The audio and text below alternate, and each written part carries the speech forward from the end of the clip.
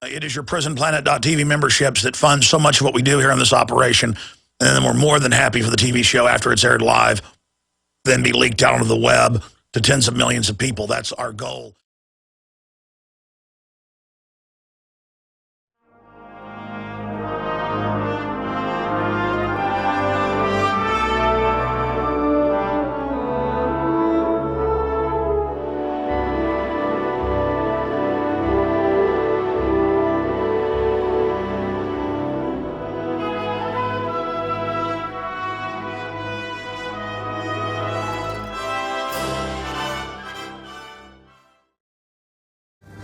Ladies and gentlemen, we are live. It is Friday, the 5th day already, hard to believe, of April 2013, and we are going to be live here for the next 3 hours.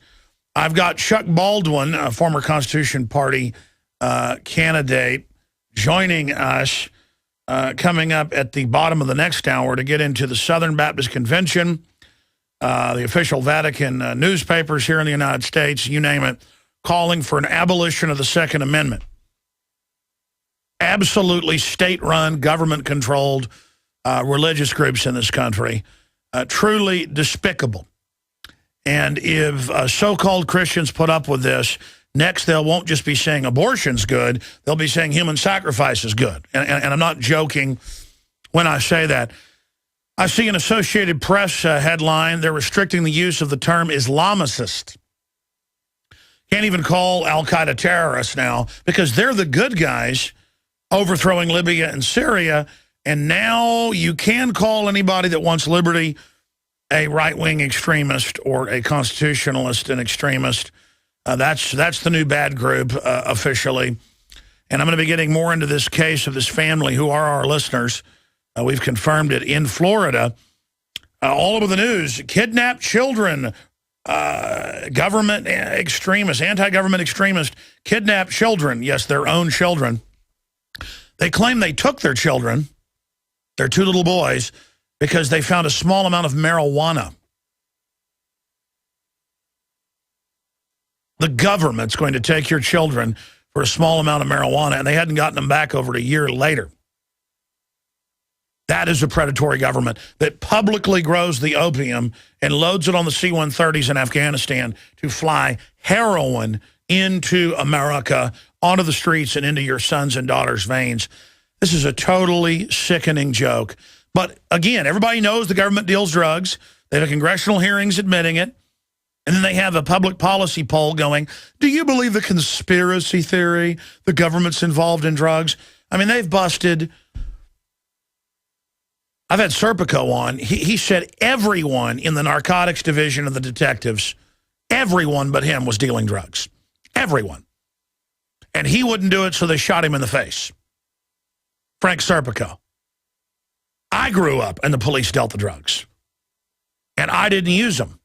You know, I tried one or two and hated the way it made me feel. Like, I feel terrible when I'm on this. The next day I feel like I was run over by a truck. No, thank you.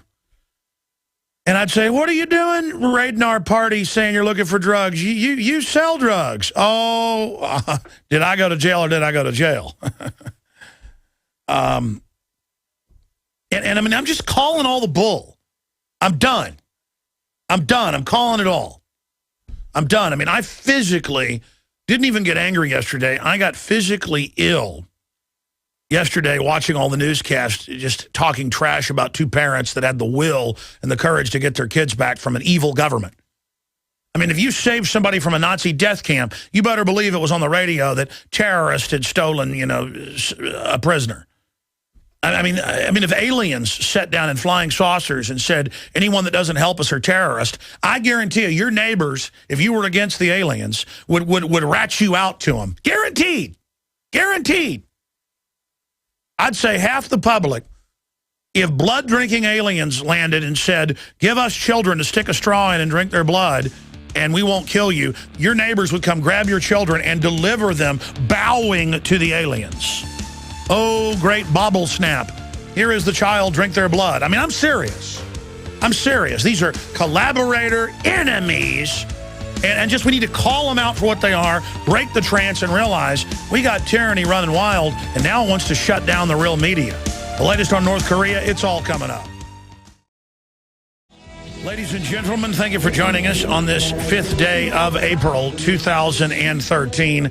It is Friday, and coming up in the second half of the broadcast, Pastor Chuck Baldwin is going to be joining us to discuss all the major denominations, from Catholic to the Southern Baptist Convention, calling for the end of the Second Amendment and basically the end of America.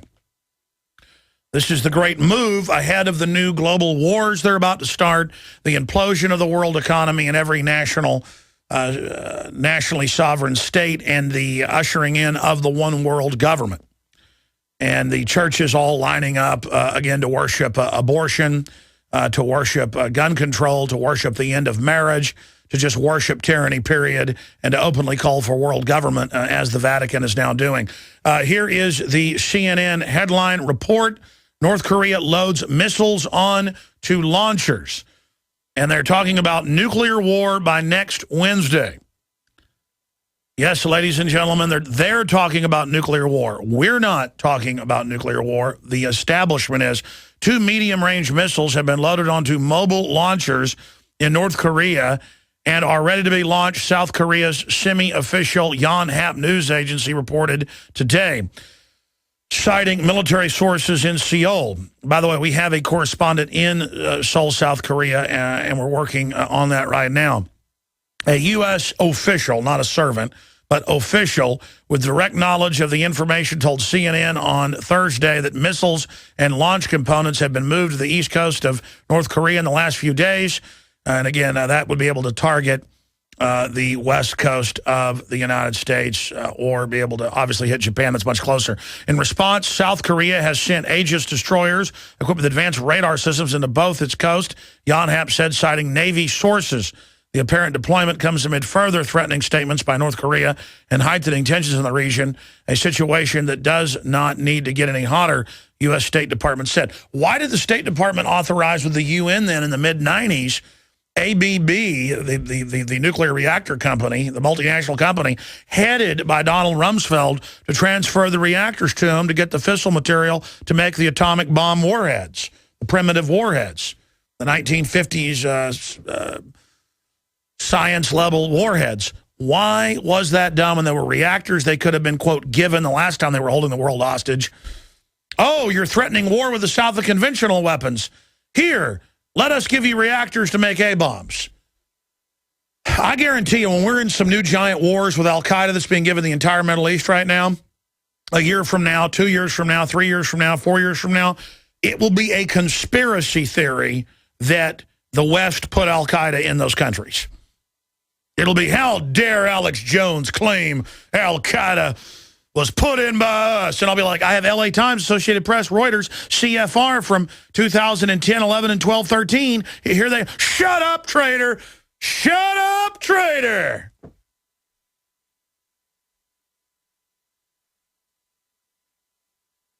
Yeah, there's London Guardian dealing with the...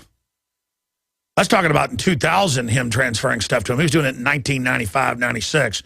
Anyways, it's just having a memory in a culture of people that don't even know which end is up. It's really weird. I mean, I guess I'm a heretic because I know sodium fluoride in the levels they put it in the water and food are increasing cancer. They admit it. I know they're putting bisphenol A in the plastics, in that type of plastic to reduce fertility. The White House science czar brags about it. John P. Holdren. I mean, I know they're doing all this. I know they're bad. I know they plan to bring in global crises to sell total tyranny and the shutdown of the alternative media as the answer. And the shutdown of the old web with the new controlled internet. It's all being announced. It's all happening. They're going to take your pension funds, all of it. All of it. You can have no independence. All of your pension fund, public or private, will be taken. All of your bank accounts will be taken. And then your life will be taken. How do I know that? That's how tyrannies work. If they can get any of it, they're going to get it all. What did I say 3 weeks ago when the Cyprus thing started? I said, if they can get 10%, people are like, how dare you say that? They're not taking any money. That was the first response. It couldn't be true. I was reporting on foreign press. First few days, you're a liar, Alex. On my own website, Infowars.com, the comments of trolls and spammers. Alex, you're making it up. Okay, they are taking the money, 7.5%. It's not 10%, you dirty liar. Because they were covering articles from days before. It was then 10%, then it was 20, then it was 30, then it was 40, then it was 50, then it was 60, then it was 70, then it was 80, then it was 90, then it was all the money out of your bank account. For many of the people that had accounts, the lowest number was 40% out of your bank account. And now they're saying they're going to take more. And you notice at first they were like, yeah, tough bailout for Cyprus, but it's what it needs. Fox News reporting. I'm Shepard Smith or whatever his name is. That's right. And then a few days later, now they call it a bailout. They don't even say money out of the accounts on CNN, Fox, MSNBC. That's how it works, you see. And now it's a conspiracy theory. They didn't take money out in Cyprus. There's not 2 billion bullets. And, of course, then it turned out that they sold it as we're going to get the rich people's money when it was actually the poor people. Turns out hundreds and hundreds of mega rich that had their money there, all their money was taken out in the weeks and months before. Reuters reported, oh, but I forgot it doesn't exist. I mean, this is the crazy land that we've gotten to. So they're now loading missiles onto the launchers. All embassies told to evacuate staff from North Korea. The British are pulling out. That is the type of information that is unfolding right now. And maybe this is like all the last threats. Remember Homeland Security about a month and a half ago? They were talking about cutting Homeland Security's ever-growing budget just to cut the growth of it. Just hundreds of billions of dollars a year conservatively. They said, we're just going to cut a few billion of your growth. And they said, okay, terrorists will hit us. Al-Qaeda, working with the Tea Party, remember that was the headline, is going to hit America. And if anybody could think they'd go, the Tea Party's made up of mainly Islamophobes who gave up all their rights believing they were going to fight Al-Qaeda. Now the government publicly runs Al-Qaeda, so they're flipping it over to the Patriot movement is the terrorist. But they came out and said, well, who's going to hit us? Right-wingers working with Al-Qaeda.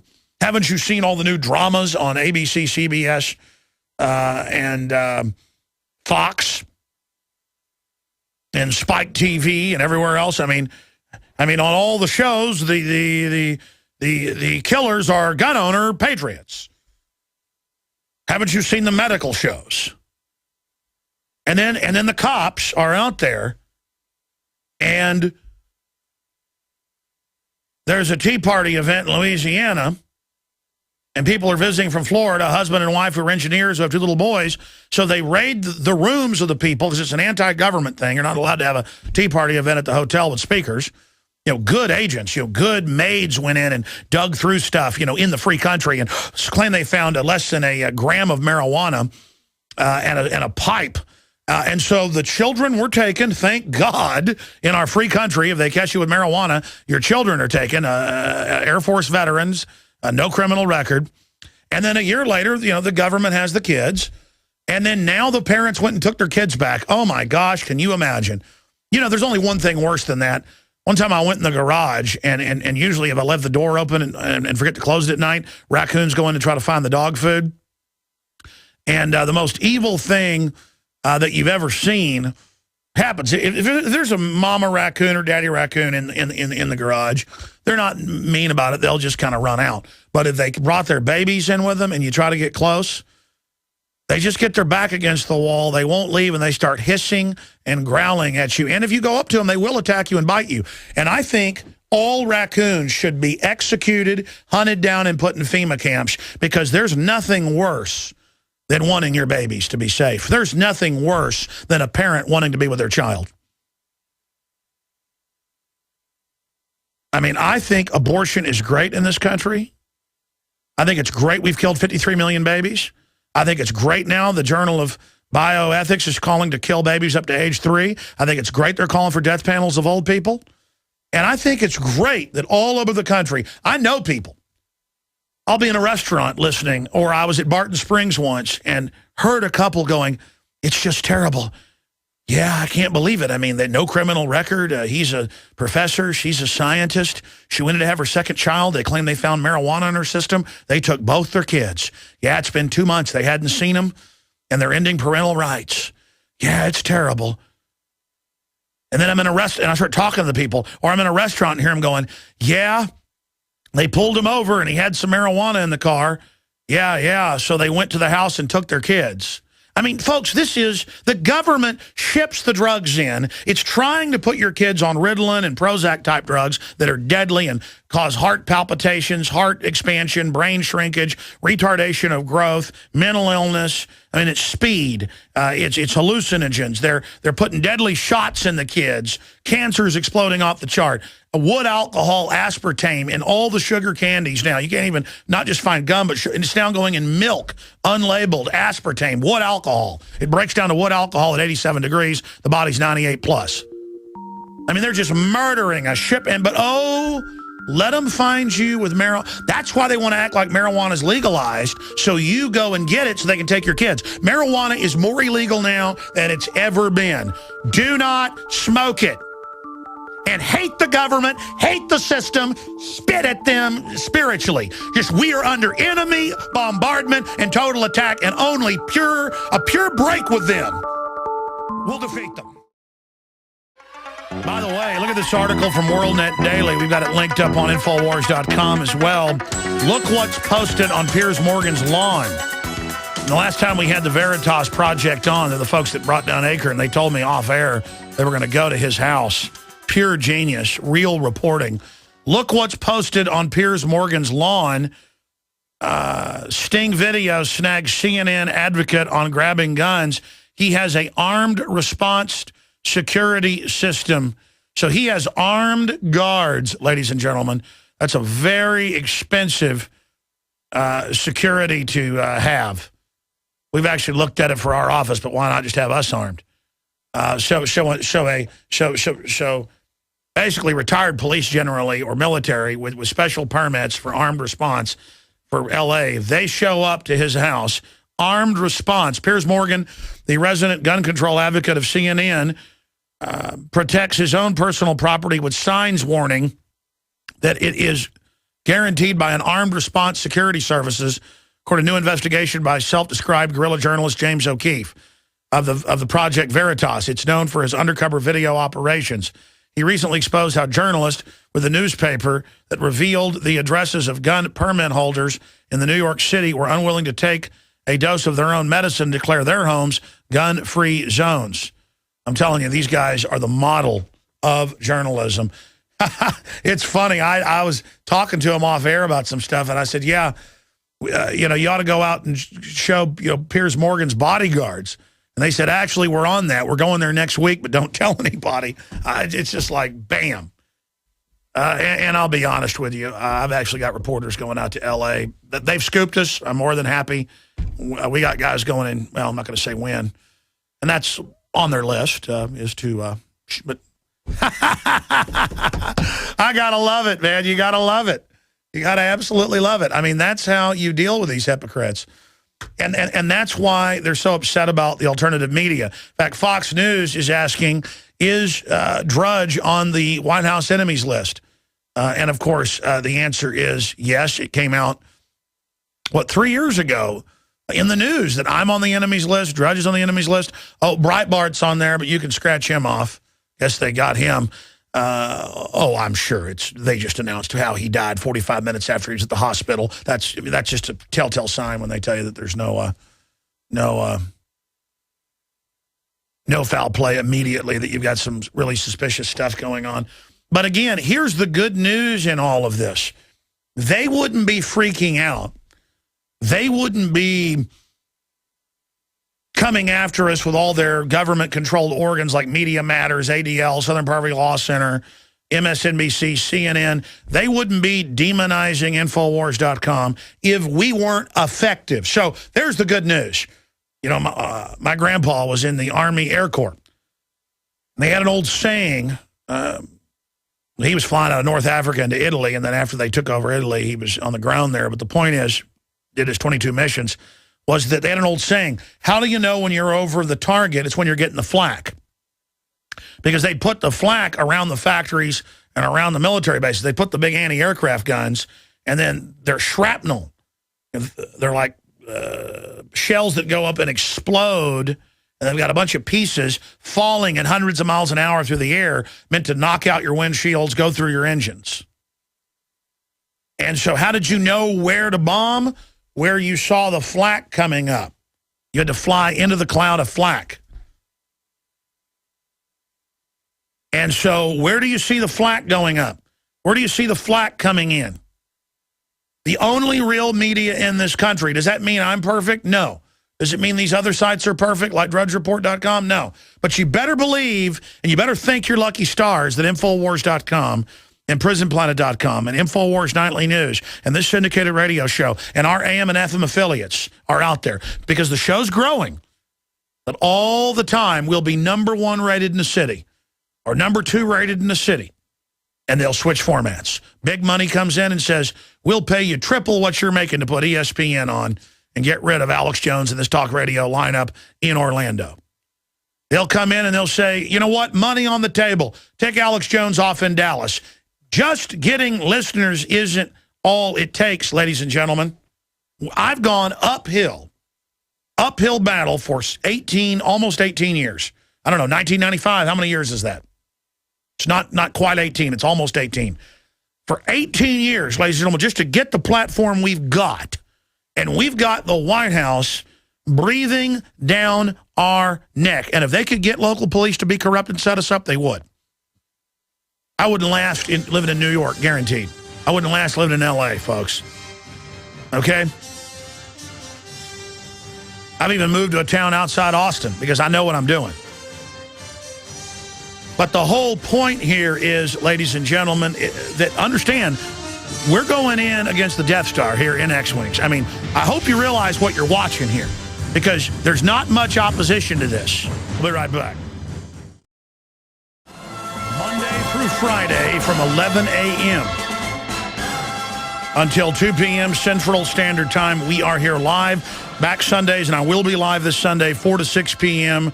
Central with the Sunday broadcast. Tonight's InfoWars Nightly News is going to have a bunch of breaking news and special reports we're working on. If you're not a subscriber to PrisonPlanet.tv, we have it at cost. All my films, my book, Paul Watson's book, special reports, live event video feed coverage, the nightly news 5 nights a week, the video streams 6 nights a week. I mean, it is all there. PrisonPlanet.tv. You create one master username passcode. You can share it with up to 11 other people, and that's simultaneously logged in. It's Operation Awakening the Sleeping Giant. Get a PrisonPlanet.tv membership today and support the real media. There's not a lot of real opposition to the globalist and the crime syndicate. But the opposition that's there, Infowars.com, PrisonPlanet.com, WorldNetDaily.com, DrudgeReport.com. We are all on the White House enemies list. That came out years ago.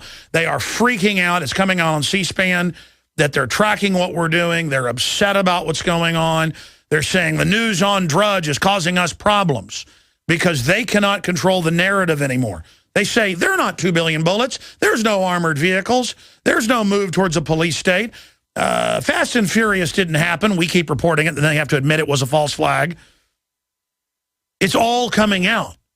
They have to have their takeover in a vacuum where there's no resistance. We're resisting. We have the truth. They're losing credibility. MSNBC's top shows, 1 million viewers. CNN's top shows, 500 to 600,000 viewers. Ladies and gentlemen, we have 3 million listeners a day. I'm not bragging. I'm saying I'm in danger. You're in danger. We're all in danger if we don't take action, because we're actually having an effect on these people. History isn't just evil. History has multifacets. Those that aren't informed, those that are informed, the mercenaries, the truly evil, the truly virtuous. There's a lot of different factions out there, and there are different currents in this universe. You need to stand up for liberty, and evil will vanish like tyrants at daybreak, like mist, like phantoms at daybreak, to quote Thomas Jefferson. Now, We've got purges against gun owners and veterans who've had their arms and legs blown off or having their kids taken, veterans that are caught with even half a marijuana cigarette or having their children taken, veterans are having their guns taken en masse. There is a domestic purge, like Nazi Germany started with groups that were unpopular at first and expanded onto everyone. I've studied tyranny. It's happening next hour. I'm going to get into that. But a big surprise. He's a smart guy. He knows he's monitored, so he was smart to get out of the country and then contact us. He said, I'm going to have a surprise for you next week. I'm an expert on Korea, and I knew he was. He helped write Tom Clancy's books, co-authored them, has had a lot of his books turned into major hit motion pictures. He's has multiple degrees from MIT and Harvard. I don't have his bio here in front of me today, and did write the book on modern psychological warfare that was for the State Department that was picked up by the CIA and others. He's negotiated major hostage rescue operations. He's run PSYOPs. He's brought down foreign governments. That's all on record. He won't brag about it, but you can Google Dr. Steve Pieczenik and find news articles about him. And no one's seen what he looks like in about 20 years either, but we got a photo from him about 30 years ago. And, of course, he is a member of the Council on Foreign Relations as well. But as he says, a mole in there against the globalist. He exposes that bin Laden was already dead, other false flags. And we get his email. We called the hotel. Now he's out on the DMZ. Dr. Steve Pieczenik is there with a sandstorm coming in out of the desert on the DMZ. He's watching troops coming in right now. And he can give you what he believes is the inside intel scoop from his contacts on what's really happening with the biggest crisis, the biggest saber rattling in the 60-year conflict and ongoing conflict that is the North-South Korea proxy situation. So I'm going to give him the floor now, joining us from somewhere in South Korea, right on the DMZ. He is there. Dr. Pieczenik, thank you for going there and reporting for us. Well, thank you, Alex, and thank you, America, for listening to me. What happened on last week's show, I was on Monday, and we talked about stand-downs and all the other false flags. But I didn't want to give you the surprise that I knew the next day I would be headed out on my own money, my own time, without any assistance from anybody, straight into Seoul, Korea, and up to the DMZ. Right now, I'm on the DMZ. It's about 1:40 a.m. in the morning on Saturday, so we're 11 hours ahead. What I see is a huge sandstorm coming in from the Gobi Desert of China, and in a way that really is the metaphor for what's happening in Korea. China is the primary mover of North Korea. China is the responsible agent that creates Kim Jong-il, Kim Il-sung, and Kim Jong-un. The reason I went here was to show to the American public in real time, only through Alex Jones, how distorted our representation is of the media, how inappropriate and how agitation propaganda is being played through CNN, which I woke up to, and it was unbelievable. Wolf Blitzer, Farah Khan, Amanapur, all the people that we talked about who don't know absolutely nothing are being told by our military and our government to create a sense of panic and agitation that there would be a nuclear missile strike somewhere on the Pacific, possibly near Seattle, possibly on the East Coast, but the entire scenario is totally false. Well, I'm here unofficially, but the Korean government has not stopped me because I've worked with them. Let me explain a little bit of my history. It's not just that I wrote about North Korea and I was here, but I was Deputy Assistant Secretary of East Asia, which meant that Korea was under my jurisdiction. And I was the first person to actually work with in the 1980s a man by the name of Chun Doo-won No Tae-woo. Our own government didn't really remember this. And what that meant in simple language was I was able to help the military government of South Korea. That's the present president's lady whose name is Park, whose father was assassinated in a military coup. I was able, with the assistance of the U.S. government, to transform the entire country of South Korea in the 1980s from a military dictatorship to a civilian one. And then eventually we brought in directly Kim Kim Jong-sam and Kim Dae-jung. There's a lot of names here, but those in the world will understand it in the South Koreans. I'm here in the DMZ zone, an unidentified area. I've been supported by the South Korean informally through my guides and others, but I've had the opportunity and the unique one, and the reason I've done this to really be able to co-opt and to explain to the Americans only through Alex Jones Show, and Alex and I are being paid. This goes back to our friendship and to the belief I have in that he's the only media that I can get the real truth. And as I'm seeing it now, I see brigades, possible brigades, about 5 to 10,000, 15,000 young South Korean soldiers moving in concert with half-tracks and tanks. The tanks are old. They're not modern. I interviewed, even though the military did not want to work with me, I asked for a formal request, although I came in very quickly to the Republic of Korea Army, which I knew very well because I knew all of their generals. So you have to remember, America, that 20 to 30 years ago, South Korea was run by a military dictatorship. The dictatorship was assassinated. I was not involved in it, but what I was involved was transforming the dictatorship into a civilian government. And now the leader of South Korea is a very elegant, very competent woman who is the daughter of the president, of the man who was the leading dictator by the name of Miss Park. She in no way has interfered with my work. I was provided with a guy who speaks English, Russian, Japanese, and is extremely knowledgeable and was head of the major companies here. And I recruited him very quickly. He may be KCIA, he may be not. But we went immediately up to the DMZ zone. I'm near the DMZ zone. I see the half-tracks coming in with tanks. The tanks are very low quality. They're not M1 Abrams. They're very sophisticated one. But most importantly, I want to express the spree, the joy, and kind of the sadness of when you see young men going to war. When I was drafted, I was 24, 25.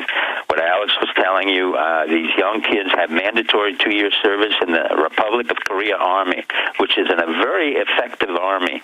In the old days, we had to hold back PLO. PLO meant petroleum, lubricant, and oil because the South Korean army was very effective, and if we didn't hold them back, they were attacked across the DMZ.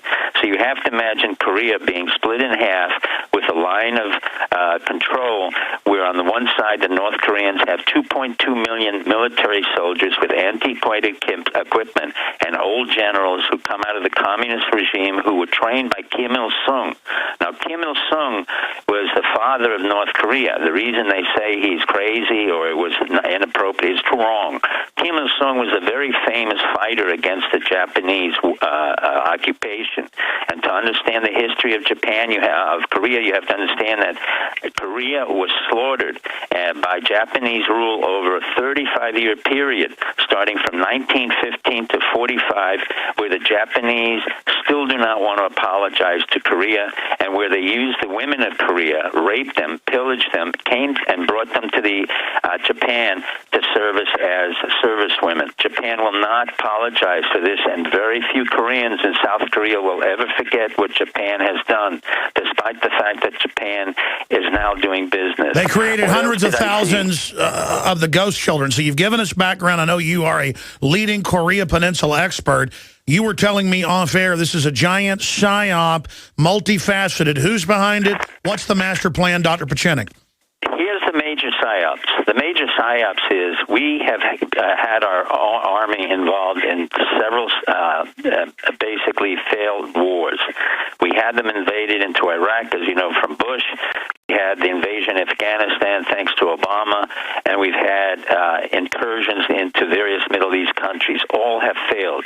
We also have to remember that the U.S. Army failed in the war in Korea, and that the only general who brought it forth and made peace on the DMZ was General Eisenhower. So it took a military man to bring peace. What really happened now was I anticipated that because the Navy was not involved in any of the prior incursions in Pakistan, Afghanistan, and only served as a deterrent in the Mediterranean and in the basically the oil companies denying any access to so-called terrorists, which really weren't there. They immediately switched to Asia as we began to get involved with Asian denial of access in the Straits of Malacca and instigated the Japanese militaristic empire. And at the same time, we were forcing the Chinese in our confrontation to force the North Koreans. So it's a kind of kabuki of concentrated efforts on the part of the United States, North Korea, South Korea, and China, which I have seen for over 35 years. What happens usually is that the leader of North Korea, at the instigation of China, because of our relationships that become poor, as our relationship with China becomes poor, China starts to act out and then informs North Korea to do something that seems silly or very dangerous or self-destructive. In the meantime, we know very well everything about Kim Jong-un, the new leader. He's been in Switzerland for 15 years. He was a very poor student, extremely shy, very loved basketball, but in fact was never trained to either be a leader of the Communist Party or, as they call him, the commissioner or the master planner and master soldier of the DPRK, or the Korean Army. So I knew that basically we had a phantom army, we had a paper tiger in the U.S., and we had basically a very strong China, where we all played and agreed that as our Navy went to the Asian coast, we basically would start creating another strategic tension, as we had done with terrorism in 9/11, as we had done with Afghanistan, the Haqqani group in Afghanistan, as we had done the civil war in Pakistan, and as we now supporting the Salafists in Syria. All of this is done in order to fulfill the mandates of our soldiers who have not been in duty and in action and need to have the action and test out their battle plans. In effect, our military has been very ineffective. There is no way, as I see it on the DMZ and having worked with previous generals all the way in Seoul, that you people have to understand that Seoul is only 30 miles away from the DMZ. The DMZ is literally the demarcation where 2.2 million North Korean soldiers can invade in 30 miles, and there is no army in the world, including the U.S. Army, and they know that very, very well. I've repeatedly went over this with several generals over 30 years, and I informed them that we are nothing more than what we call a tripwire. In other words, U.S. soldiers being placed here was an unnecessary expense on the behalf of the U.S. public and the American presidents as a requirement for a tripwire. That meant that as soon as the North Koreans would attack into Seoul, which they never would do, and every South Korean knew that, then there would be total conflagration. Well, that never happened in 30 years. I knew Kim Il-sung. I knew how ruthless he was, but he was very smart, and he knew Am how I to correct control. in saying this is the greatest saber-rattling escalation, and why would the Chinese play along with the West? I mean, I know at the high levels, I mean, they're globalists manipulating both sides, but what's the larger game? Why is China playing along? I mean, we know the shift a few years ago was to ships in the Pacific. The Middle East is to be given to Al-Qaeda. There's, to be a domestic crackdown on real Americans here. That's the new war. And then have real, confrontations with the Chinese while the globalists have invested everything in China. Well, let's take away the word globalist. What we do have here, and let me use another word, Alex, not to contradict you, but basically what we have in South Korea, unlike North Korea and even China, South Korea is the fastest growing country in the Asia. It is the highest productivity with the lowest number of unemployment. And they have been producing products from Samsung to Hyundai and selling it it's all the new over the Japan. world. It's the new Japan, the most connected. It's beyond the new Japan. It is so strong it can outcompete Japan. Now let's get to China. The reason we have this confrontation with China, which we facilitated, and we deal directly with China, is the fact that we have a new leader in China named Xi Jinping. Xi Jinping is a technocrat, and much like Kim Jong-un, the new leader of North Korea, he is a spoiled, coddled princeling. In other words, in China, you have to remember there was always a one-son policy. And he's like the baby boomer of the vicious, demonic Chi-Coms. We'll be back with Dr. Pieczenik. By the way, he's going to be on the DMZ Sunday. That'll be Monday morning on the Sunday show, 4 to 6 p.m. We're going to get Dr. Pieczenik on, let's say in the second hour. so that it can be 7 a.m. so you can actually get some sleep. So 6, 7 a.m., that'll be Sunday, 4 to 6 Central. He's there. And again, folks, this is what he's done. This is the desk he was over for a while. He's talked a lot about this. It's well known in the news media that's what he did. And he was telling me off air some interesting things. What is the big picture here, Dr. Steve Pieczenik? You're there with this crisis. How real is the crisis? What does this signify? You were getting into the new Communist Party head there in China. You agree with me during the break that he is a giant, spoiled communist baby boomer. What this really signifies is our American inability. Over 30 years, South Korea has grown because of people like myself and others like Don Gregg, Jim Limley, who worked here and really transformed this country from a military dictatorship to a civilian one. What it also emphasizes is how poor and desperate North Korea is, because we will not absorb, we the United States and China will not absorb North Korea and a unification process into South Korea. And the reason for that is that South Korean poverty and ineptness and communism, I've had experience with 30 years ago when I took down the Soviet Union. I took down East Germany and West Germany, and everybody knows in the U.S. government that if we were to take down quickly the North Korean government, which we are able to do by just not providing food and forcing the Chinese to break open their borders, we would have a major economic crisis. So what this is a controlled agitation propaganda in order to maintain a soft landing. Now, let me explain this to our American people. The reason we work with the Chinese and the reason we work with the North Koreans, because the American public doesn't realize we're supplying food in order to keep the people in North Korea at a subsistent level. What's not possible, and what's happening here, is the frenzy of the American media, and once again Obama and his inept White House, and the ability of Secretary of State Kerry to keep his mouth shut. They have violated every principle of international crisis management, which I developed, which others have worked with, like Charles Hill and other administrations, and who know that in order to keep a crisis like this from escalating by accident, we keep the media away, we don't discuss military equipment, we don't get into the frenzy and warmongering of explaining what kind of missile systems the North Korean have, how they can shoot the missiles into the sky and get into the western part of California. It's not possible. The North Koreans have absolutely no capacity to develop a missile. They can't even make an automobile. They can't even... they drive 57 Chevys around. They're a total joke. It's a total joke. They have a 2.2 military army, and when I saw the equipment, it hasn't changed. Even now, as I analyze the equipment with my guide on the DMZ, and I can see the soldiers on this other side with binoculars. You have 2.2 million soldiers who are really hungry. They're starving. They don't believe anymore in North Korea. But what South Korea had done very brilliantly over the years with our encouragement was to create under Hyundai and Samsung and other Sure, they've used the threat to control their people. Let me throw this at you. Isn't the real danger when the wall comes down and that if there's not a transition because the West wants to keep this going?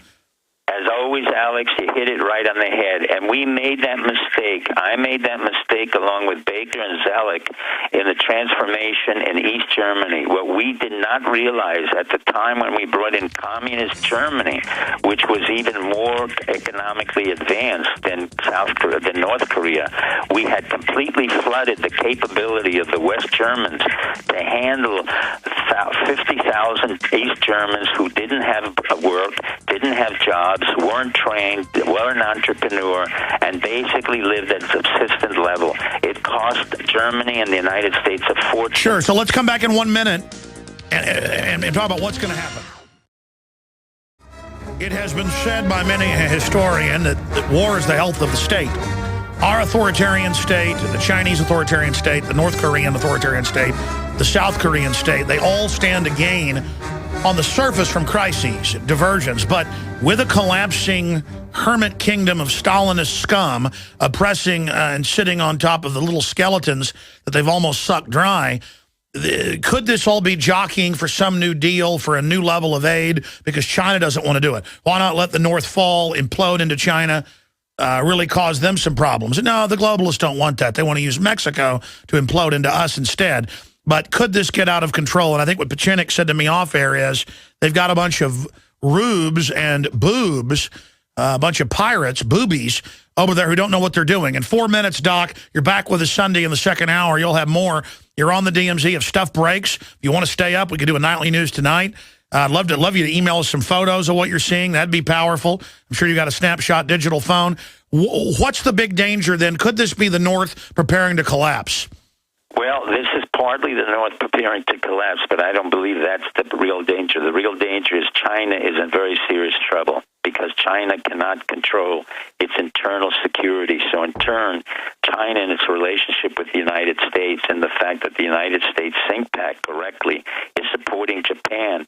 And in the war between the United States, Japan, and China, China's only recourse is to instigate a very inappropriate agitation of North Korea, claiming that they can send missiles and all. Our best recourse now is for a Secretary of State and a president to cool everybody down, to shut down and warn CNN and all the media that if they don't stop and cease and desist to create agitation propaganda, which is the first principle of international crisis management, and then they tell our own military generals to stop talking about missiles and construction of missiles, and they have the capability to do this and try and handle it in a quiet, discreet military fashion. I have no problem if two Aegean missile system destroyers are coming in here. The South Koreans have agreed with me. They have no problem with two stealth bombers coming in or two stealth fighter fighters, but it has to be kept quiet. The success of international crisis management in an inappropriate society like Kim Jong-un, whose brain I know very well, and contrary to the media where they hype it up and said only a psychiatrist would really understand him. Well, here I am, the psychiatrist who really understands him and has 30 years of experience. But our government, our media, and our intelligence didn't want to hear anything I had to say, so I go to the only outlet and the only man and friend that I've had for 20 years who's allowed the truth to come out, and that is for us to tone down our rhetoric, stop the agitation propaganda, stop announcing what we're doing. We can quietly support Ms. Park, who's handling this situation extremely well, and I have to say the South Korean people, all 30 million of them, very young, low below the age of 40, are making fun of us and saying, yes, actually the night before I was on the DMZ zone, I had what we call the Last Supper, where everybody joked. We ate eel, we drank some kampai, and we said, okay, gentlemen, this is our Last Supper, when in fact we knew there was nothing that was to be dangerous. Seoul is moving, it's active, it's clean, it's appropriate, the people are kind, the children are kind, no one is panicked, but they find it disgusting that the United States government is creating again more crisis, more agitation in order to serve the U.S. purpose, the Chinese purpose, and to create another potential war. The danger of all of this is because our president is so inept, as we've seen in Pakistan, Iraq, and Syria, and because the White House is the old, antiquated bunch of people who have no experience whatsoever. All right, well, stop there. I want to come back. I've got another guest coming up, Chuck Baldwin, but Dr. Pieczenik, you are a psychiatrist, a Harvard psychiatrist, and you help work the Camp David Accords. I mean, you're famous for this. Hostage negotiation, you name it. I want you to come back and tell us the danger of hyping this and getting it out of control. And I want you to briefly give us an analysis of Kim Jong-un, the Chinese leader as well, and the South Korean leader, and Obama. All right, again, thank you for joining us here in the second hour of this Friday edition, the 5th day of April, 2013. I'll be back this Sunday, 4 to 6 p.m. Central, with the Sunday show. Many of our AM and FM affiliates that carry the weekday show also carry the Sunday show, but you really should call XM and get them to pick up the Sunday show as well. That's how we get on more AM and FM affiliates as well. If you're listening on the internet or on satellite in your area and there's not a local AM or FM, call the local talk station, tell them, pick up the broadcast. That's how we've gone over 150 affiliates, and we're with a small syndicator. The big three pretty much have a monopoly. We have like salmon swum upstream. And my point is, the White House responds to us, the globalists respond to us, the globalists respond to the Drudge Report. More and more, there's only a few outlets that are really able to get real news out. No one would know about the Copenhagen document that they plan to shut off the third world energy supplies and our energy supply if Infowars.com hadn't written about it with Lord Monckton and then DrudgeReport.com hadn't picked it up. I mean, there's just hundreds of things like that. No one would know about the bullets, the domestic arms buildup, all of this. And listen to me. You've heard all the historians we've had on. You've heard all the military historians, all the sociologists, all the anthropologists. I am a person, because I enjoy it from a young age, am a person that's read psychology, anthropology, sociology, history. And so it's not rocket science, though. What we see forming worldwide is a decadent cascade event with corrupt, leveraged, disconnected leaders because of decadent, disconnected populations, not predominantly, but enough of it to aid them, and a government and corporate class that have become degenerate. That's when world wars happen. And we've told you that as the world economy melts down, as there's currency wars, physical wars will begin.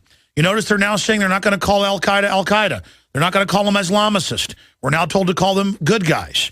That's Associated Press today. If you just join me, I'll go over the article. That's because the globalists are going to use them as the new proxy army because they're the old proxy army. And we've got a guy on the line who was there with Jimmy Carter when all that started and who knows Brzezinski. And he's a psychiatrist and an MD. He is an American psychiatrist, former State Department official, author, and publisher. He is currently acclaimed author in psychopolitical thrillers and the co-creator of the best-selling Tom Clancy Ops Center and Tom Clancy's Net Force paperback series, trained in psychiatry at Harvard University and International Relations at MIT. His novels are based on 20 years' experience. And the truth is, he won't ever talk about it on air, but you can go look at overthrowing major governments, get credited in psych warfare, he won't talk about it. Maybe it's not true. The London Guardian says it is. Tricking the communists to kill the prime minister, who they'd already captured. Things like that. Really interesting guy who only really pops up on this show because other places would censor him or control what he talks about. We had him on in the last hour. We've only got about 9 minutes left here.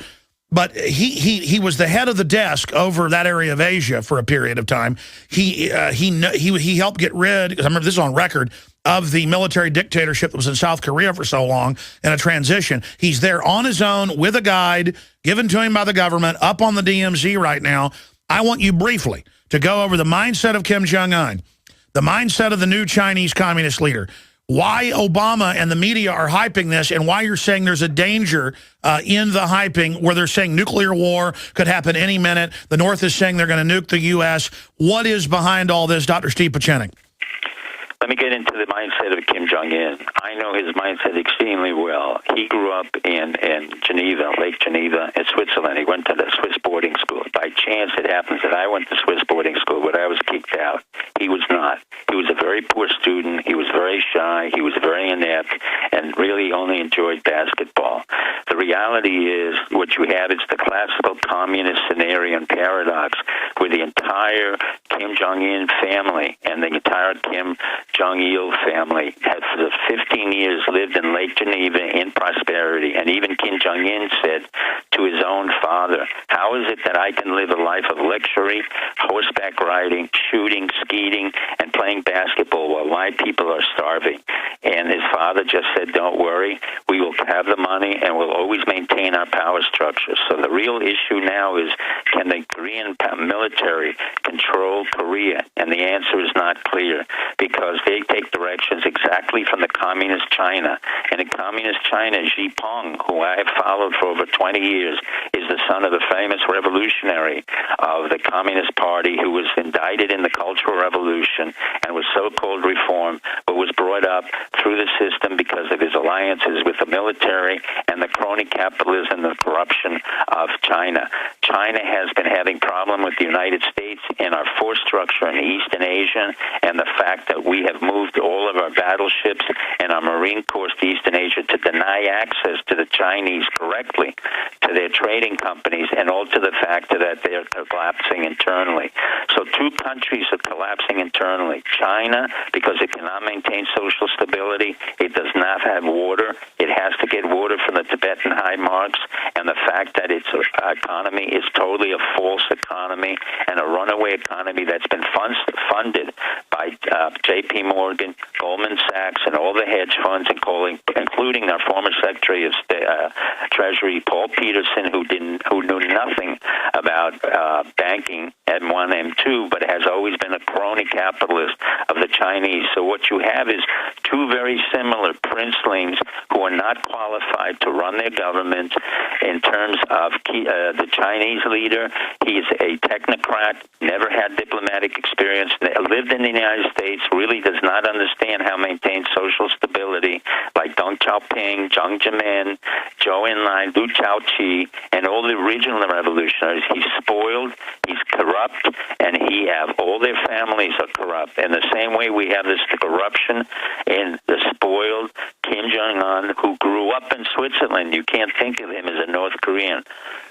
You have to think of him as the preppy Swiss boarding school boy who's shy, inept, has never been in the military, has been forced by his own military to be the face of Korea because his father felt that his oldest son, Kim Jong-un, was too feminine, so he needed a stronger face. So what we have is a paper doll China and a paper doll North Korea, all creating an episode because the United States military has come in and said, we're going to protect our national security interests, our economic interests, all the way from Indonesia, Vietnam, Philippines, and Japan. The reason for that is China has engaged in what we call a low-intensity conflict in the Spratly Islands, which I wrote about 20 years ago, in Pax Pacifica. Longer handle the internal economy. So when they can no longer handle the internal economy, they push the Chinese, the Koreans, in order to make the kind of noise and what we called in psychiatry acting out behavior or baby-like behavior. I call Kim Jong-un the baby in the crib who screams and yells, looks at missiles that really can't fly anywhere, has no capacity. There's one of the few guys in America who understands it, Charles Hill, worked in North Korea. And really what they're doing is we're fostering that type of reaction so that we can demonstrate how strong our Navy is, how strong our capability to control the situation. But in fact, what's happening is we're showing the opposite. In the South Korean people and the South Korean Army and intelligence is seeing exactly what I'm seeing on the DMZ zone. We've become a joke. We send over 2 stealth fighter planes, F-22, which has absolutely no relevance because the North Koreans can never attack South Korea. Otherwise, they will be destroyed, 22 million people. And South Seoul is only 30 miles away. I'm right on the top of that nuclear storm, right on the DMZ, as I'm talking to young Korean soldiers who, quite frankly, are not prepared to go to war and know under the hearts of hearts that they will not confront the North Koreans as they're coming over. But once that Kim Jong-un, underneath the Chinese provocation and American ineptness in handling this control, will create a situation where it will be out of control. In the case of his grandfather, they blew up the South Korean presidential platform. In the case of his father, they also blew up ships. So what happens in a certain crisis can get blown out very quickly, number one, because we don't have a president who really is qualified to run a crisis. Well, that was my final point, is that you've got special crony capitalist interests that want to work with authoritarian regimes, as Carol Quigley wrote at Georgetown. They want weak people reading off teleprompters. So now there's no leadership anywhere. It's like an absurdist science fiction Kurt Vonnegut novel where some kid from Switzerland is commanding a bunch of psychopaths, vampires. You've got China on the edge of collapse. You've got insanity here. You've got crony interests shutting down all their competition. I mean, it looks like a civilization collapse type event down the road with this type of lunacy, and then building up North Korea to the South Koreans looks completely insane because they know what jokes they are. I mean, this is Alice in Wonderland. That's correct. It's more than Alice in Wonderland. It's Alice in Wonderland on steroids and LSD. It's a total non-reality because in talking to all the the South Korean students, workers, and military, they can't take this seriously. So we considered the day of the war that Kim Jong-il declared the end of the world yesterday. I went out with some of my South Korean military friends and intelligence operatives, and we had our last supper consisting of eel, Diet Coke, and rice, and we all laughed, showing how incompetent the leader of Kim Jong-un was, the leader of China, and also POTUS. I guess it will be your last meal with Diet Coke with the aspartame. That we were sending over 2 stealth bombers, which cost us close to $5 $500 million to $1 billion. They laughed when they said we sent 2 Aegean missile ships, which can do absolutely nothing. So our posturing is like a paper tiger, which China was like, and we can do nothing in the entire situation. All right, well, Doc, and the South Koreans have complained to me is we have created agitation propaganda in the news media. All right, Doc, we got to go to break. I got to come back with one more segment with you because I got to find out, what do you expect to see come out of this? What is the danger then if it's all just posturing? Final segment from the DMZ with Dr. Steve Pieczenik. All right, final segment with Dr. Steve Pieczenik. He'll be back Sunday with us in the second hour of the Sunday broadcast. I've got Mr. O'Keefe of the Veritas Project coming on, who went to the Hollywood Hills home of Piers Morgan, who has a armed response signs up saying he has armed guards. The hypocrisy of the so-called ruling class wanting us, their quarry, disarmed. Dr. Pieczenik, sum it all up for people. You told me during the break what the real danger is, that Korea will implode, North Korea will implode north and south into China and into South Korea and trigger World War III. In your own words, repeat that and talk about what the establishment is doing and why you think it's so dangerous. What's going to happen now is because of this predictable, everyone in the media says that these North Koreans are crazy and unpredictable. The answer is no. They have been extremely predictable, including Kim Il-sung, Kim Jong-il, and Kim Jong-un, the little princelet. We know exactly the behavior pattern. We know exactly how they work. We know that every time they act out, we can control it. But in order to control it, we need a very effective President of the United States, an effective Secretary of State, which Kerry is not, an effective intelligence community, which we do not have, and a military that's not gung-ho and understands the limits of the capability. The limits of the capability is that, very simply, that if North Korea attacks South Korea, which is not likely through Seoul because we're only 30 miles away, if they act out in any way that we cannot manage because of the hype that we have created through a CNN, Wolf Blitzes, Zakaria, and Amanpour, and other generals in the U.S. Army who should be shut down and indicted for creating agitation propaganda, we could have literally an implosion of North Korean poverty scurrying over into South Korea, and then have a major collapse of both North Korea and South Korea, but more importantly of China, because the North Koreans are so poor that they're screaming over the border of China.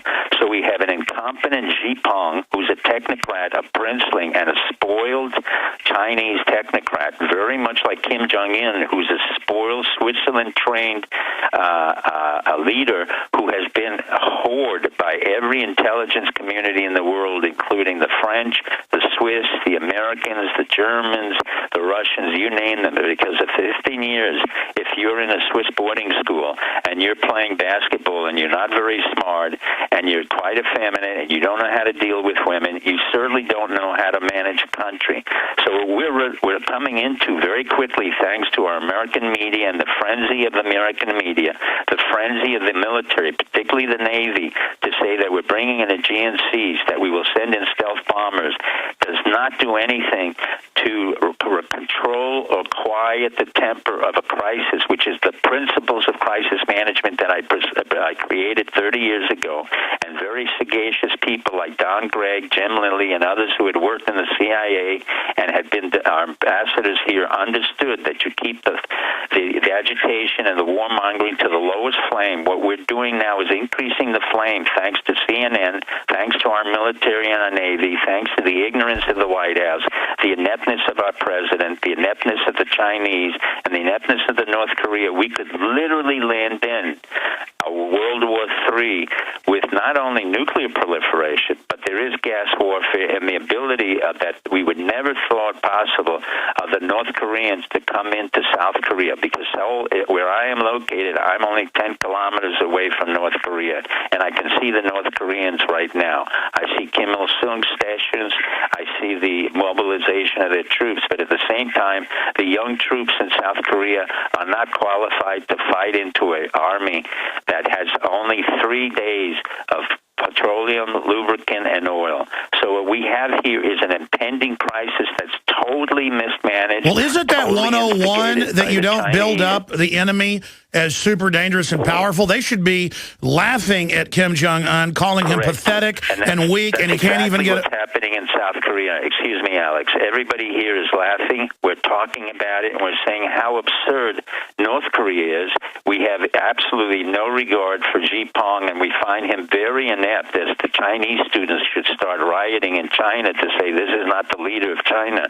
But more importantly, we find it very disgraceful what America is doing by announcing they're sending 2 stealth bombers, one Chinese, one South Korean official said to me, how stupid can you Americans be to send billions of dollars worth of 2 planes that will do absolutely nothing, Aegean missile systems that will do nothing because it cannot protect from a nuclear war, and all it is a posture of a paper tiger would become, where we're creating a situation where we show our weakness, we show our incompetence, we show our lack of capability to handle this situation, which should literally land into World War III. But we know everything about Kim Jong-un. All right, we're going to get an update, Doc. We got to go to break. I'm going to come back with our next guest. We're going to get an update. A very serious situation Sunday. His website, stevepieczenik.com. I'm Alex Jones with Infowars.com. You have found it, the tip of the spear in the fight for human liberty. Doesn't even mean I do that good of a job, but I do the best I can, and God knows that. I love liberty. I love justice. I get hurt by tyranny, and I'm going to tell a story about that here in a moment, and go to Pastor Chuck Baldwin, who's going to be riding shotgun with us into the next hour with Dr. Greg Dixon to talk about the takeover of the church in this country and how they're openly going along with the persecution of veterans, gun owners, all of it. My only gift, I think, is to recognize things hidden in plain view. Like if I walked into my living room and there was a 1,000-pound, elephant sitting there, a 10,000-pound elephant, I would recognize it as an elephant. If Barbara Walters told me it wasn't an elephant, I would tell her she was a liar. Now, that's called being a conspiracy theorist. But we're going to be talking to Chuck Baldwin, Pastor Baldwin, former Constitution Party presidential candidate, of course, and someone demonized as very evil, along with Ron Paul and myself, by Homeland Security. But first off, this whole North Korea thing will probably blow over. But it shows how it's the greatest rhetoric since that war ended more than 50 years ago. And you notice they're putting al-Qaeda in the Middle East, and the AP says, don't call them al-Qaeda, don't even call them Islamicists. They're good guys. The CFR says, quote, we need al-Qaeda. The new enemy is the American people. I mean, this is earth-shaking, off-the-charts, congressional investigation, freaking out. Oh, my gosh, they want to use Homeland Security as a coup d'etat against America. I mean, that's what it is. Instead, it's like, yeah, now we fight returning veterans. Take all their guns and take their kids. I mean, this is Civil War stuff. But despite all that, we need to just pray, move forward, speak out, and resist, because you wouldn't have the White House demonizing alternative media, attacking Drudge, saying they're causing us problems when we're on Drudge every week, attacking us as well, if we didn't have power. And when I say, hey, there's not many of us actually fighting, that's saying, hey, join us. Look, we're only few that are actually prominent, but we are hundreds of millions worldwide that know about liberty. If we just speak out, the enemy can be defeated. There are different forces in the world. It's not just evil. And we just give the world over to evil. The truth is, folks, I've confronted the New World Order over and over again, and because I don't have fear, I only have fear of them winning. I only have fear of my weakness and my failure and my dirty rags, that are my best works. But my spirit, I mean, when I see Christians having their children taken for no reason, or I see people having their kids taken for not taking vaccines when there's no law, I sit there and go to bed early, and I don't want to call it depressed. They'll come take my guns. I mean, I feel it. And people are like, oh, that's wimpy. Don't care about other people. It's because I am strong, ladies and gentlemen, that I burn with something beyond hatred or even love, total commitment against these people. And just the anger that my flesh is so weak, it can't work 18 hours a day, every day. And that I cannot express to you the things I've researched and I know, but I know you know in your heart what's happening. And just the evil, the acceptance of abortion, and now forced inoculations, and now veterans having their kids taken for no reason. It's not just your guns. And they're saying, I've got Geithner articles where they're going to start taking, they already started taking government pension funds. You fools that serve this. We're going to go to Pastor Baldwin. I want to just remind you that while all this is happening, our bodies being strong is key, and supporting InfoWars is key. And we've assembled the very best vitamins, minerals, really miraculous stuff like Beyond Tangy Tangerine, Polymers Plus, and almost 400 other products discounted at InfoWarsHealth.com. That's InfoWarsHealth.com. And this is the InfoWarsHealth.com challenge. I am challenging listeners to get healthy in the face of the New World Order in the month of April. I'm challenging all of this. So, again, go to InfoWarsHealth.com. And I'm challenging listeners to go to InfoWarsHealth.com and sign up and try the great products like Beyond Tangy Tangerine, the Alex Pack, the Healthy Start Pack, Pollen Burst Plus, Root Beer Belly, Probiotic, Cell Shield, RT Cube, all of it, the best turmeric root. It's all up there, InfoWarsHealth.com, or give our team a call at 888-789-9277, 888-789-9277. Get healthy, get in shape. Spring has sprung and summer is around the corner. Get ready, not just for swimsuit season. It's not about that. It's about getting yourself healthy, your mind focused. They feed us garbage for a reason. Help us go to the next level also by purchasing the longevity products at InfoWarsHealth.com. It is absolutely essential. Read the big Research Institute, Clemson University, on the health effects of some of the products up there on the site. See the informational videos and more. InfoWarsHealth.com or 888-789-9277. Get the high-quality ProPure water filtration systems at InfoWarsStore.com. The lowest prices with promo code WATER. And spread the word about the broadcast and support our local sponsors. Because think of the launch pad we are for all the other activists and researchers and people here on this show. When you get the ProPure water filters from us, you already get the lowest price with promo code WATER, and you support the war against the tyrants. We're not funded by the globalists. We're funded by people like you. And so support pro-Second Amendment organizations. Support everybody. Liberty doesn't have a lobby. Okay, we don't have one. We don't have a real lobby. Foreign banks do. They've taken us over. We are the lobby for liberty.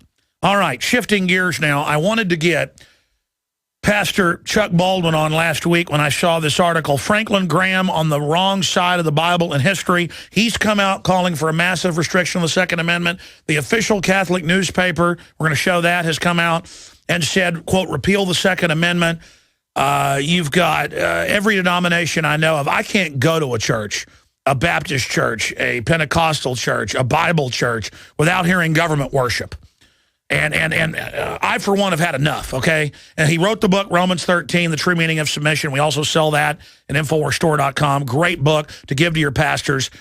But they're under 501c3 government funding. But now they're coming out after the guns. We've got to go after them. And I wanted to ask Pastor Baldwin biblically. He doesn't really need an introduction here on this broadcast. He's a radio talk show host, syndicated columnist. Of course, been a pastor many years in Florida. Now he's out in the mountain area building a remnant community out there. Staunch defender of the Bill of Rights, Constitution, ChuckBaldwinLive.com.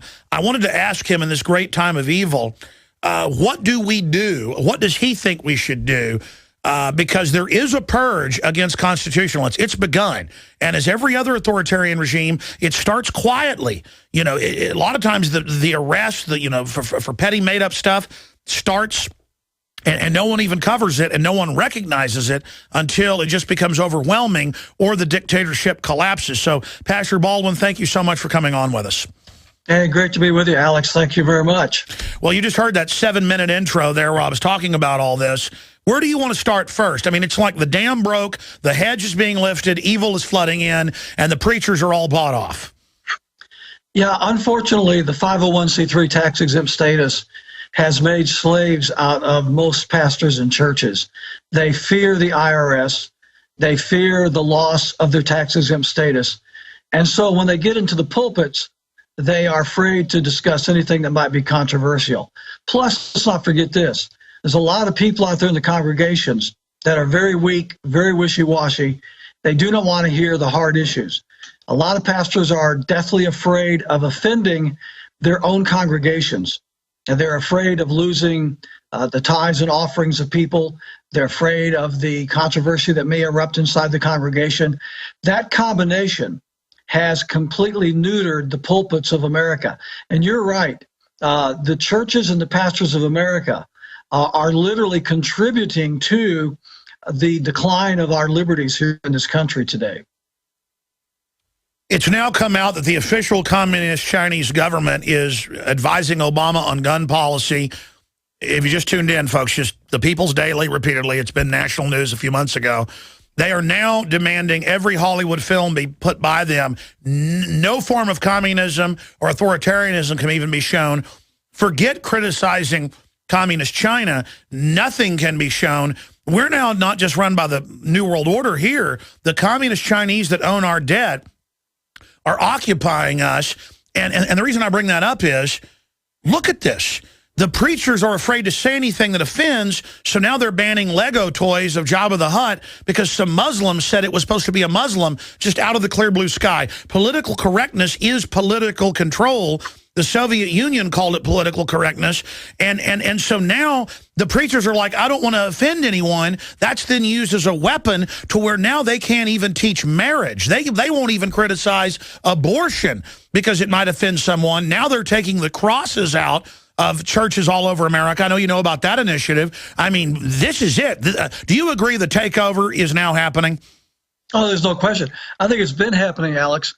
Back years ago when I was running for president in 2008, I was going around the country and talking to pastors, and I couldn't tell you how many of them would say, well, we believe in what you stand for, and we know that you're speaking the truth, and we know that we need change, and blah, blah, blah.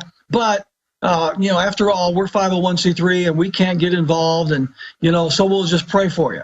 So, again, that 501c3 tax-exempt status has been the tool that Lyndon Johnson first created back in the 1950s, that he knew what would happen. He knew it would neuter and control the pastors and churches. And that's exactly what it's done. And now when you get guys like Franklin Graham and Richard Land, who, by the way, is a member of the CFR, as you know, coming out saying that they support Barack Obama's gun control initiatives, especially the universal background check, it shows the power that the government has over many of these evangelical leaders.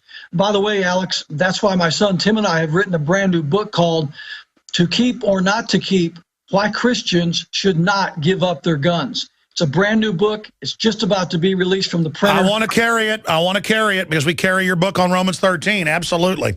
Very exciting. This is going to be a blockbuster because we go into the New Testament, the Old Testament, the entire Scripture, and we prove conclusively that nowhere does the Bible teach that Christians should surrender their guns to any would-be tyrant.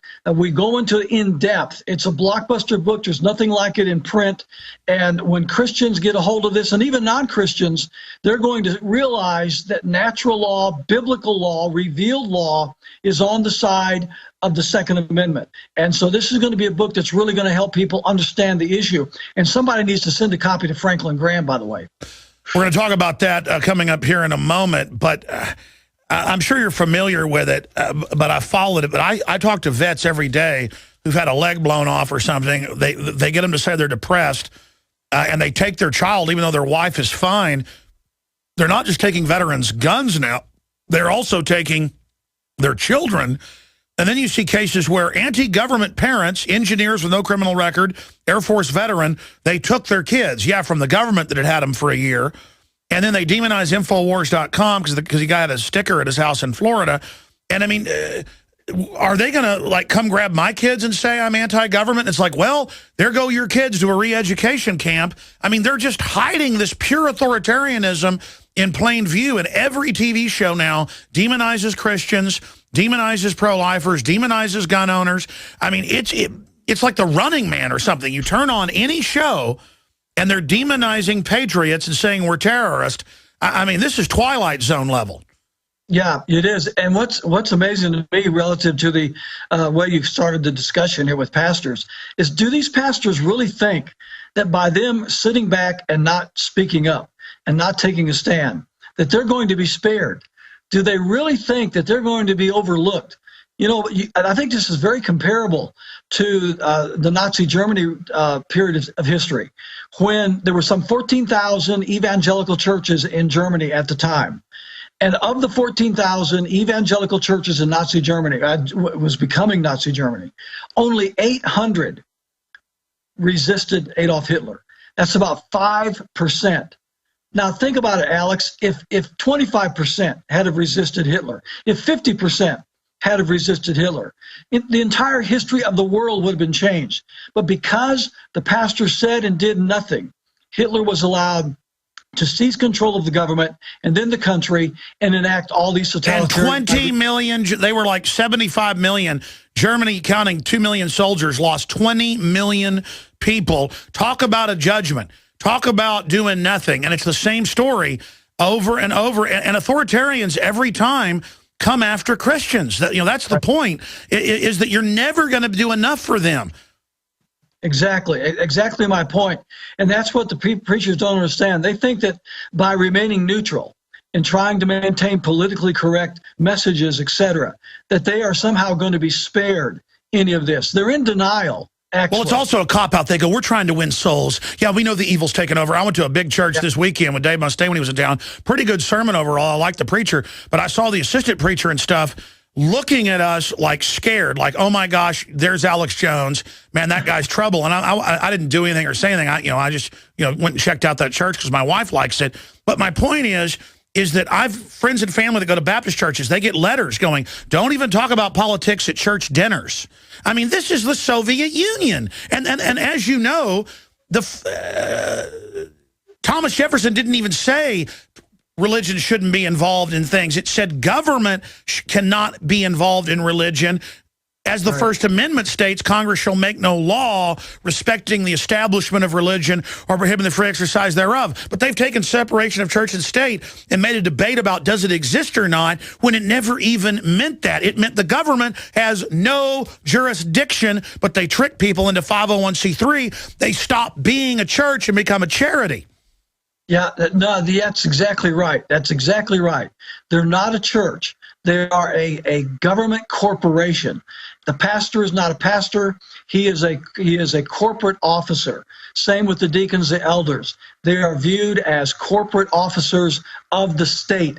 And I really believe, and this is kind of harsh for me to say, but I mean, I've been in the heart of this battle for so long, and I really believe what I'm about to tell you, Alex.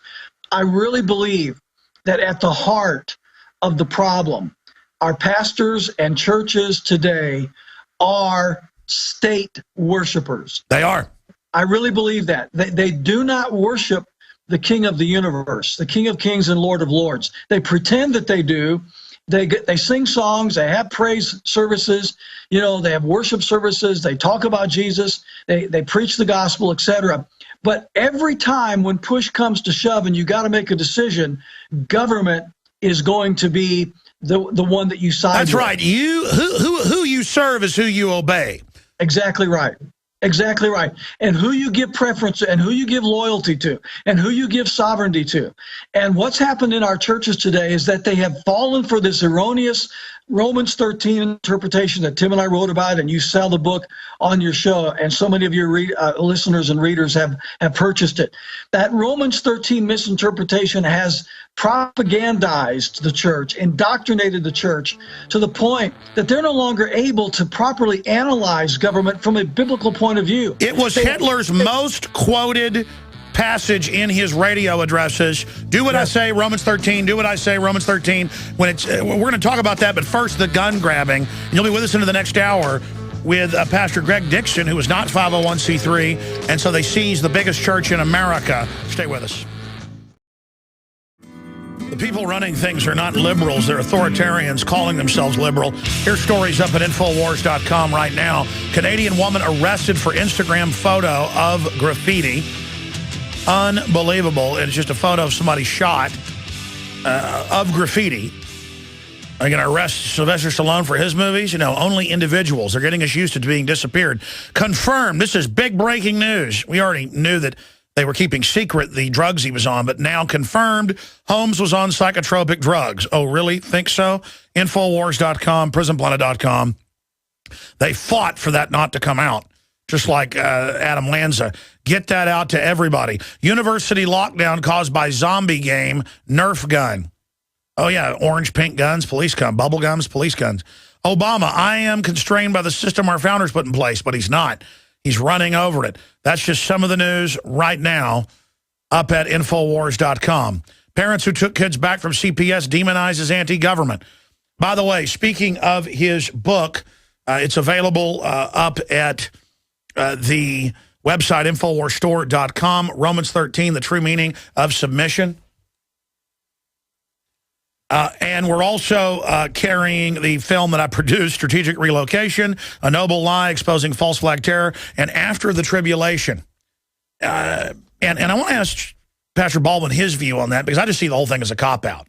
Whether it's pre, mid, post, whatever. But I always hear, well, it's the end of the world anyway, so why fight evil? Why not go out and warn people then? I think God's going to say he didn't know you. But this is a short segment. We're going to have you with us into the next hour of Pastor Dixon, who was persecuted, biggest Baptist church or biggest church in the country, period, because he wouldn't be under government control, thought I was in America. But get into Franklin Graham, your article, the Southern Baptist Convention coming out and saying, get rid of the Second Amendment. I mean, this is incredible. Yeah, absolutely. I think it's imperative that Christians and non-Christians alike understand that this is a very, very serious attempt to dismantle the Second Amendment. And unfortunately, we have many evangelical leaders, such as Franklin Graham, Richard Land, and many others, who have taken the position that the state is always right and that you never resist, you never question the state. And if the state says that you are to register your guns, then you're supposed to register your guns. If a universal background check, then so be it. As we know, the FEMA camps have been, the FEMA has been instructing pastors for many years in schooling them in when the president declares a national emergency, asking the pastors to instruct the congregations to surrender their firearms. This has been going on for years. You've been reporting on this for years, so have I. And by the way, 4 years before it was declassified, we broke it with Pastor Butch Paul, yourself, and others here on Genesis, and we broke it nationally. But people couldn't believe hundreds of pages of training manual. They found out the pastor went and threatened him, kicked him out of the hospital where he did free ministry for people. And it gets worse. There's the red light. FEMA training to take guns and have pastors prepared for it. They're planning to come for the guns. This is like catching, the Nazis, infiltrating the White House, or the Chi-Coms. I mean, this shows the authoritarian, creeping nature that they're waiting for these shootings, which a lot of them they're staging. Yeah, whether they're staged or not, the result is the same. They're using the opportunity to come after the people's guns. And this is where I think that the book that Tim and I have written is so important, Alex, instructing Christians that nowhere does the Bible teach that they are supposed to surrender their guns. And even in the Garden of Gethsemane, when Jesus said to Simon Peter, put up thy sword, they that live by the sword die by the sword. That has been misinterpreted so much by Christians through the years. It has nothing to do with surrendering your guns. In fact, Simon Peter kept his sword. He put it in his scabbard. Jesus protected him. The power of his voice knocked over the soldiers that came to arrest them. Simon Peter and the other disciple that was armed walked out of the Garden of Eden with their arm. By the way, it was against Roman law for them to carry a Roman sword. Absolutely. They were slaves. They were captured. Stay there. All right. He's with us for another 30 minutes. He'll be riding shotgun with Dr. Greg Dixon. We're going to tell that story of a church now many years ago. Was it 12 years ago? That their employees even paid taxes. Paid the withholding, all that. The church said, we're not going to handle money. We're not indentured servants. We don't have to do this. We're not under the government. We don't want your 501c3. And they came and stole their church and arrested everybody. And, that's Soviet Union, ladies and gentlemen. And that's why the churches have all rolled over and said, we'll push abortion. We'll say turn the guns in. Billy Graham's son is out there, saying you don't need guns. It is so demonic, and I can't wait to read your new book if it's anything like Romans 13, full of all the quotes to give to these preachers. They already know the truth, but again, they don't really want to be preachers. They want to be married to the state. They are high priest of the state-run churches. Let's go back to Chuck Baldwin. Chuck, you were trying to get into Romans 13. What should we be saying to Franklin Graham and the rest of these people that say, turn your guns in? The big Catholic newspaper said, quote, repeal the Second Amendment. Yeah. Yeah. Well, what are they going to do with the words of Jesus when he told the disciples that if they needed to sell their clothes whatever they had to do, go buy a sword. What are they going to do with that? What are they going to do with the fact that Jesus of the New Testament is Jehovah of the Old Testament? And we have the command of God in the Old Testament of many of the deliverers of Israel to arm themselves and to defend and to conquer. Yeah, God never told his people to lay down. No, never. They always resisted. If you were going to take out of the Bible all of the stories of resistance, you would reduce the Bible by probably 60 or 65%. Many of the great stories that we revere as Christians in the Word of God, both Old and New Testaments, have to do with resisting civil authority, all the way from Daniel. That's right. The authorities are always resisted and always, put in the line. But the love stuff, turn the other cheek, is with your family, with people around you, trying to work things out. That's where a correct pastor, we see the turning the other cheek, not letting people set you up. Go ahead. Well, yeah, and all this is covered in our book, To Keep or Not to Keep, Why Christians Should Not Give Up Their Guns. We go into all these passages of Scripture, and we deal with them individually, one by one, and we show that it does not teach submission to tyranny, that just the opposite is taught. There is a revealed and natural law given by God for self-defense. That is an innate, inalienable right. Weapons everywhere restrain evil, as Thomas Jefferson said. It is a biblical principle. It is a natural law principle. It's founded and grounded in the Word of God, in the precepts of Scripture. And for Christians to take the tack that government is God, and that we are to do whatever government says, regardless of how scriptural or unscriptural it might be, is idolatry. I mean, let's call it what it is, Alex. It's idolatry. It is the worship of the state. And what I'm concerned about is that there are many pastors and Christians out there that really aren't maybe in their hearts understanding what they're doing, but they've been taught this so long and so often that they just think that's the only accepted theology. They've never been taught anything else. That's why in 1775 and 76, Jonas Clark had instructed his congregants at the Church of Lexington for years before the events of April 19, 1775 on Lexington Green, which took place right in front of the church house where those men worshiped every Sunday. And so whenever that day came and they marched on Concord to seize the arms, they were able to stand in front of them, those Minutemen that were mainly the church congregation of the Church of Lexington, Pastor Jonas Clark. They were able to do that because the pastor had taught them the principles of liberty for many, many, many years. Well, most of the militias were led by the preachers. That's why the King of England said, "Damn these black brigades." That's right. And when we That's a quote. We've resurrected the Black Regiment on my website at chuckbaldwinlive.com. If you're looking for a Black Regiment church, you might find one there. Absolutely. We'll be right back. Resurrecting the Black Regiment. Stay with us. Pastor Dixon coming up. All right, if you just joined us, ladies and gentlemen, there is undoubted persecution against Christians, libertarians, conservatives, anti-abortion people, pro-lifers, pro-Second Amendment groups. We get countless calls on air. I see it in the news. All I do is read news all day, where they'll say, yeah, man arrested for his bumper sticker, pro-life bumper sticker. And you're like, that's got to be a joke. Family went to anti-government rally, children taken, or anti-government people wouldn't give kids vaccines, children taken. There is no law to take the vaccines.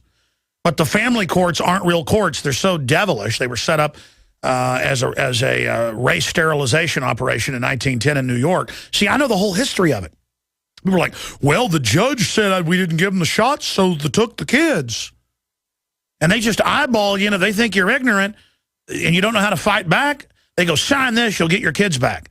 And you sign it, you're admitting you're bad, and then through fraud they go, I've got the confession. I mean, these are authoritarian criminals all over the place. And look, if you're good cops out there and you're getting mad hearing this, well, you're guilty, because I'm not talking about you. The system is corrupt. There's no doubt some jurisdictions are better, haven't been totally taken over, but this country is evil. This country has rationalized and rationalized. Now, I want to read to you in fact, will you guys pull up the First Amendment online for me? I need to have my pocket constitution. It's normally in here. Somebody picked it up. All orders of books and videos get a free pocket constitution. First Amendment starts with, Congress shall make no law respecting the establishment of religion or prohibiting the free exercise thereof. And then it goes on, or freedom of the press, freedom of assembly, or the right to, assemble or redress of grievances. But there it is. Congress shall make no law respecting an establishment of religion or prohibiting the free exercise thereof or abridging the freedom of speech or the press or the right of the people to peaceably assemble and to petition the government for redress of grievance. Okay, now, you never heard it was Congress shall make no law respecting the establishment of religion or prohibiting the free exercise thereof. This country, my dad's family goes back to the Mayflower. This is very rare, by the way. It's 200,000+ Americans are living, had somebody on the Mayflower. My mother had two people on the Mayflower. I forget his name, the barrel maker and the famous woman. They got married. The lowest guy on the totem pole was the barrel maker. They got married. That's my ancestors. And then my dad's side, kind of a scoundrel of a guy, but the captain of the Mayflower. Now, the whole point here is, ladies and gentlemen, they had gone, and my mother's gone and visited where my family was from in England and then went over to the Netherlands. She's been over there, where they have the original little churches of the Pilgrims. They were going all over the place trying to read the Bible and not worship government. Because everywhere else you had a government-run church, and they spied on you. They didn't teach the Bible. Didn't matter whether it was England's fake Protestant churches, from their perspective, the Catholic Church, all of it. It all became political. And so that happened. So I want to explain something to you. This country was founded on religious freedom, and they could still never get it in the colonies because people would take over and try to make you follow their version. So when you see the churches saying we're 501c3, which just turns them into a government charity, a government corporation. See, in the 50s, all the denominations said, sign on to this, you still get your tax exemption. And they got tricked. Oh, really? And it was a contract fraud, going from a church outside jurisdiction into a contract. Now, Pastor Greg Dixon had the biggest standalone church in the country. It was all over 60 Minutes, you name it. Anti-globalist, anti-New World Order, just Bible-believing. Biggest church, Indianapolis Baptist Temple, 8,000+ member, 41 years, and his son now pastors it. But but they had been 501c3, and he can tell the story better than I. And then I've got Chuck Baldwin with him to go back and forth here. But the point is that they came and took their church. Now they said, well, you've got to pay taxes. Their church members paid the fake income tax, but it's not the church's job to collect it and run it. That's indentured servitude. And now you see the churches of America starting to say, abortion's good. Turn our guns in are good. They're not even churches. And in just a decade, this has happened. And now they have the clergy response teams, mainstream news, telling their flocks, turn your guns in, it's of the Lord. America, the National Catholic Review, repeal the Second Amendment. This is happening. And whether you're Catholic, Protestant, whatever it is, and even if you're not a quote, Christian, you better be concerned. Because when the churches become state-run, you've got authoritarianism. Now, Chuck Baldwin, you want to introduce this topic, and because I know you're an expert on it as well, and then bring up Pastor Greg Dixon, a graduate of the Baptist Bible College, Springfield, Missouri, in 1953. And, of course, famous Baptist preacher in his own right. I'm not going to go over his whole bio. There was a 91-day, quote, siege where they wouldn't leave the church, but the media called it a siege, like they were terrorists. And we'll give you their website as well. I'm ranting here because this is so evil, and it's just accepted now. So explain what's happening here, and did I break it down correctly, Pastor Chuck Baldwin? Yeah, yes, you did. And Greg and I go back a long ways. He's a dear friend. I'm glad you got him on. Everybody should be familiar with this story. What you said is exactly right. Greg Dixon was preaching the gospel without the 501c3 tax exempt status. The tax issue that you described was what happened, and they came in. And by the way, people need to realize that this took place under the Bush administration, and G.W. Bush. In fact, this is one of the first things that the new G.W. Bush administration did, was seize Indianapolis Baptist Temple. First time in history that a church in the United States had been seized by the federal government. And that happened under a Republican presidential administration. And we know why, because they were getting ready with the faith-based initiative to buy off the churches, so they had to get rid of the major group that was resisting it. I think they wanted to make Greg an example. He was the guy that they saw as the thorn in their side, and they wanted to make him an example. And that's exactly what they did. They didn't kill the church. His son is still pastoring. They're still growing. They're still preaching. They're still winning souls. They're doing a great job for the Lord. But they definitely seized the church, and they sent a message to preachers all over America that you better, kowtow to the IRS or we're going to come and get you. And again, spun it in the media like they stole money and demanded millions. Every dime had been paid to the offshore Federal Reserve crime group. They just had the members of the church individually do it because Congress can make no law respecting an establishment of religion or prohibiting the free exercise thereof. Pastor Greg Dixon, thank you for joining us today. I want to get into your story for people, but you broke it all down, or you could say prophesied, it wasn't hard to do, that as you guys went down, the church would become a pure organ of Satan, and now by and large it has become that. Well, thank you very much. I appreciate being on the program today and appreciate the great work that you're doing. Thank you, sir. I'm holding in my hands right here the front page of the Indianapolis Star, Wednesday, February the 14th, 2001. The headline says, Feds Seize Baptist Temple, and the front page, and it has the picture. You can show viewers. 100 federal marshals came in and broke down the doors of the Indianapolis Baptist Temple, and it says Feds seized Baptist Temple. Well, they didn't. Thank God they didn't seize the Baptist Temple. They did carry some of us out, and but we were seen worshiping together the next night at the Jonathan Bird's cafeteria, the convention center out there. So they stole the land and the building. We've been worshiping together ever since. Yeah. So they did seize the buildings and sold off $6 million worth of property, 22 acres of land right in the middle of Indianapolis, and sold it for $1.5 million. And there's where we had a Christian school.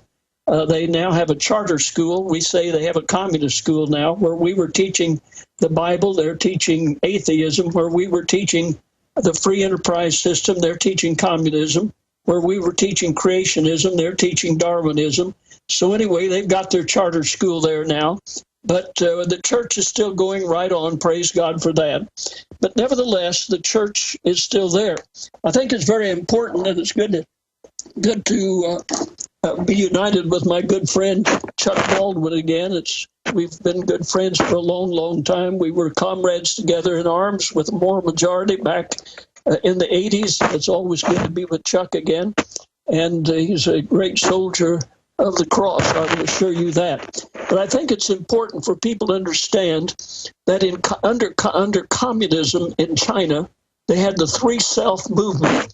The Three Self movement was this: state-recognized churches, state-financed churches, and then the church was to espouse state propaganda. That's exactly what we have in America. We have state-recognized churches through incorporation, through 501c3 recognition under the IRS. Then you've got state-financed churches through the tax-deductible gift and tax exemption, and then the churches are to espouse federal public policy. Now, that's exactly where we are. The reason that the churches won't take a stand and the pastors won't take a stand is because they don't want to give up their tax exemption and they don't want to give up their tax-deductible gifts. Because this is all of the religious organizations in America who are not churches. They couldn't exist without the tax-deductible gift. So they're worshiping the golden calf. That's right. And the churches could not exist without the tax-deductible gift. The First Baptist Church of Dallas, downtown Dallas, they have just built a massive, massive new building project right downtown Dallas. They couldn't do it without. That's where my grandma went when she, I tell you what, stay there. We're going to come back and talk about what this means. Even if you're not a Christian, folks, having a state-run church means look out, look out. We are in trouble. Ladies and gentlemen, we're here Monday through Friday from 11 a.m. to 2 p.m. Central, live, back weeknights, 7 o'clock Central. InfoWars Nightly News, and I'll be back live this Sunday, as I am every Sunday, 4 to 6 p.m. I wasn't live, obviously, on Easter. We'll be live this Sunday, 4 to 6 p.m. We're going to have a live report from the DMZ. It'll be 7 a.m. Monday his time with Dr. Pieczenik there on the North Korea situation. If stuff happens, I'll be in here doing live feeds on the audio and video streams at InfoWarsNews.com and PrisonPlanet.tv. Chuck Baldwin's riding shotgun with us for another 20 minutes or so, and then we're going to go right up to near the end of the show with Dr. Dixon. I have a couple special reports I'm going to air before the main broadcast ends. But here's my bottom line, Pastor Dixon. I want you to recap your story and then now what you see happening with the churches, and then get Pastor Baldwin's take on it. But it's simple. People that give in to corrupt governments, they get totally overrun, because then even more evil people who will push it further will get into government, and then more evil and more evil. So you end up getting kind of a survival of the most evil. And that's why you end up with human sacrifice in every culture, mass death, worship of government. And this worship of government is the opposite of what was given to the Israelites by God. Was the first time you don't worship government, you worship God. It's like they said to, hey, Saul, you don't want a king. Israel, you don't want a king. And you follow what God says, and so no one can then dispute that. And so we are the sovereigns here, with only God above us, not the state above us, because whoever you put above you is God. And we've now made the state God, and it's now acting like God, and it's now saying it's God. And Chris Rock is saying Obama is our father. No, El Jefe is not my father, okay? Okay, my physical father is David Jones, but my spiritual father is Jesus Christ. What do you say to that? Well, what you're saying is absolutely correct, but we're going through the same thing that Daniel went through with Nebuchadnezzar, that the three Hebrew children went through, that the pastors went through with Hitler. And let me read it to you. Let me show you what I'm talking about. In 1998, under the Clinton administration, this has all been documented. In all of the alphabet soup agencies, including the CIA, the FBI, the IRS, under the Janet Reno Justice Department, came together in the White House, and the not-for-profit division of the IRS that controls 750,000 churches in America. And their purpose of the meeting was to devise a plan classified as top secret called Operation D, and to devise a plan to control all uncooperative churches in America. Incredible. To put together a plan. And they said that their plan was a five-pronged plan. It included the financial power of the IRS, international pressures using the treaty powers of the UN, the investigative and intelligence forces of the FBI, CIA, and NSA, the judicial and prosecutorial assets of the U.S. Justice Department and federal courts, and congressional legislations. Now, they used all five of these against our church to bring us down. Our church was the first church that they used to bring pressure and to muscle us down. Our first church. This is pure authoritarianism. When reporters get detained in China, it's national news. But then we get arrested trying to do interviews or trying to hand out literature now or get tickets. I mean, we have become an authoritarian state. Now, prior to this, TCAN in Texas, and I'll not go into this in great detail, but prior to this, an organization called TCAN in Texas went through thousands and thousands and thousands of United Nations documents and came to the conclusion that the goal of the United Nations is to eliminate every local church on earth. To eliminate every local church on earth. Now that's what this whole issue of Islam is about right now. They're using Islam now to destroy Christianity, and then they'll turn around after they get through with that. Then they will destroy Islam. But right now they're using Islam to destroy Christianity. Exactly. Notice how they can't have Legos of Jabba the Hutt saying it's anti-Islam, has nothing to do with Islam. They're using it as political correctness to bring in and say you can't criticize Islam out of the Bible, or you can't criticize homosexuality, or you can't, because that violates hate speech, to shut down and bring in one world religion that the UN openly is calling for. Pastor Dixon, stay there. Pastor Baldwin, I'm going to get your take on this when we come back. And everybody get the book, Romans 13, at InfoWarsStore.com. Ladies and gentlemen, I'm going to be honest with you. When I learn about how they're persecuting Christians, or anybody,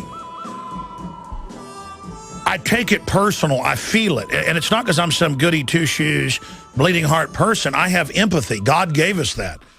And I've just noticed that most people that don't believe in God, and certainly state has used religion. Religion's been used for great mass murder. I don't deny that. But look at the communists, the greatest mass murderers in history. They're anti-Christian, and Christians having to literally run to the hills. They just recently found families, living out multi-generation Christians from Ukraine who had gone hundreds of miles into the mountains in Siberia to survive.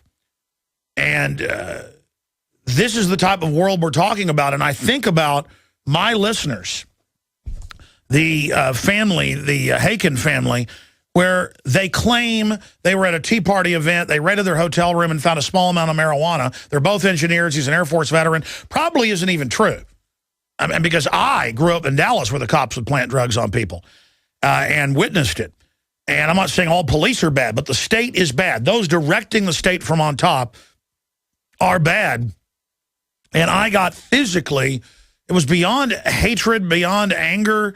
It's more of a sorrow, but just sick of it. Like, why are we so weak? Why have we let the evil get so bad? And it was the realization last night that it's going to get so much worse, folks, because people think by giving into evil that somehow it makes everything okay. No. It sinks to the bottom.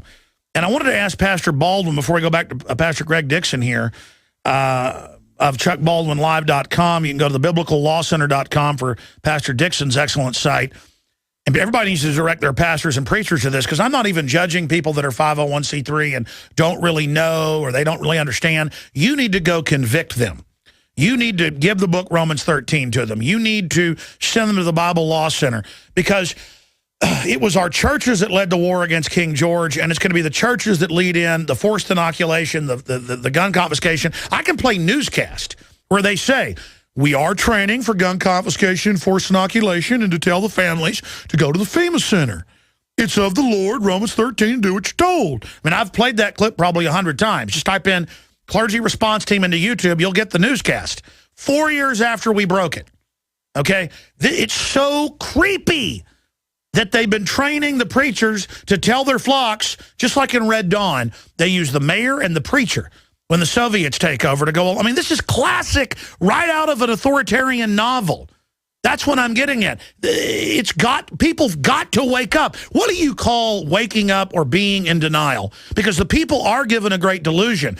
I mean, the Bible talks about they were given great delusion. You've got to be in a flaming delusion to not see that evil is just going hog wild and that it's going to persecute good people. Even if you go along with the New World Order but secretly love God and you have a good heart, they're coming after you. That's what I'm seeing. The system releases criminals, pays Al-Qaeda to murder Christian communities in Syria. I mean, the system hates good people, and not all departments are like this, but you can see, like the Bible says, certain cities get taken over by evil. You can see the evil cities versus the ones that aren't fully taken over, but the body snatcher operation is ongoing in every town now. Evil is on the offense right now, and I want to ask, who will, lift up a standard, the Spirit of the Lord to lift up a standard when the enemy comes in like a flood, Pastor?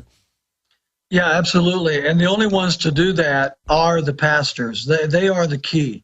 Back in 1775 and 76, if it were not for the colonial pastors, the so-called Black Robe Regiment, there would have been no Bunker Hill, there would have been no Lexington Green, there would have been no Concord Bridge, no Declaration of Independence, no Constitution, there would have been no United States of America. It was the pastors of colonial America that literally led the war for independence. They preached, they taught, they exemplified. Many of them participated. And the enemy knows that. That's why they're going after him today. Absolutely. That's why they're neutered. And that was such a stroke of diabolical genius back in the 1950s when Lyndon Johnson created the 501c3 tax-exempt status. It really was. From a diabolical point of view, it was a stroke of genius. Because what it did, it allowed the government to control the churches and the preaching, especially the preaching of the churches via the threat of the loss of tax-exempt status with the IRS codes 501c3. So what's happened since, and coupled with the Romans 13 misinterpretation, obey the government no matter what you have is a double whammy against the pastors and churches. And the result is what we have today, a neutered, silent, scared, pitiful, pathetic pulpit. Until the pastors begin to awaken, energize their congregations. And have you heard churches all over the place are being told, pull the crosses out? I mean, pretty soon there'll be nothing. I've heard of that, and I keep hearing more and more of this type of activity taking place, and you got to ask yourself, where's it going to stop? And the fact is, it's never going to stop.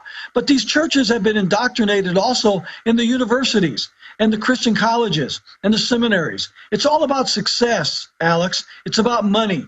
It's about 401k retirement. It's about insurance plans. It's about getting ahead. It's about using the current church. Well, they could just turn the church into a swingers club then. Maybe that get more people in the door. Well, unfortunately, there's probably too much of that going on too. But the fact is that what they've done is that they've created this social organization that is success oriented.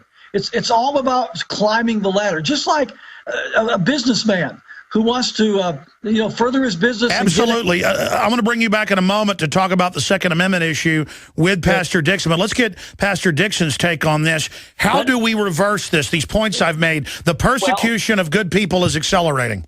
But not only that, many of these men, even fundamentalist men, are sincere in believing that soul winning is the most important thing. Therefore, they are justified in taking these not-for-profit gifts. They are justified in compromising, so to speak, as long as they're winning souls. And we've got to somehow break through this malaise. Somehow we have to break through. See, for instance, the preachers are saying, well, they're not telling me what to preach. Well, that's like saying, well, they're not telling me not to speed. Well, you drive down the highway and you see a speed limit sign and it says 50 miles an hour speed limit. Well, just because a policeman doesn't come to you personally and say you're not to speed, that doesn't mean you're not supposed to speed.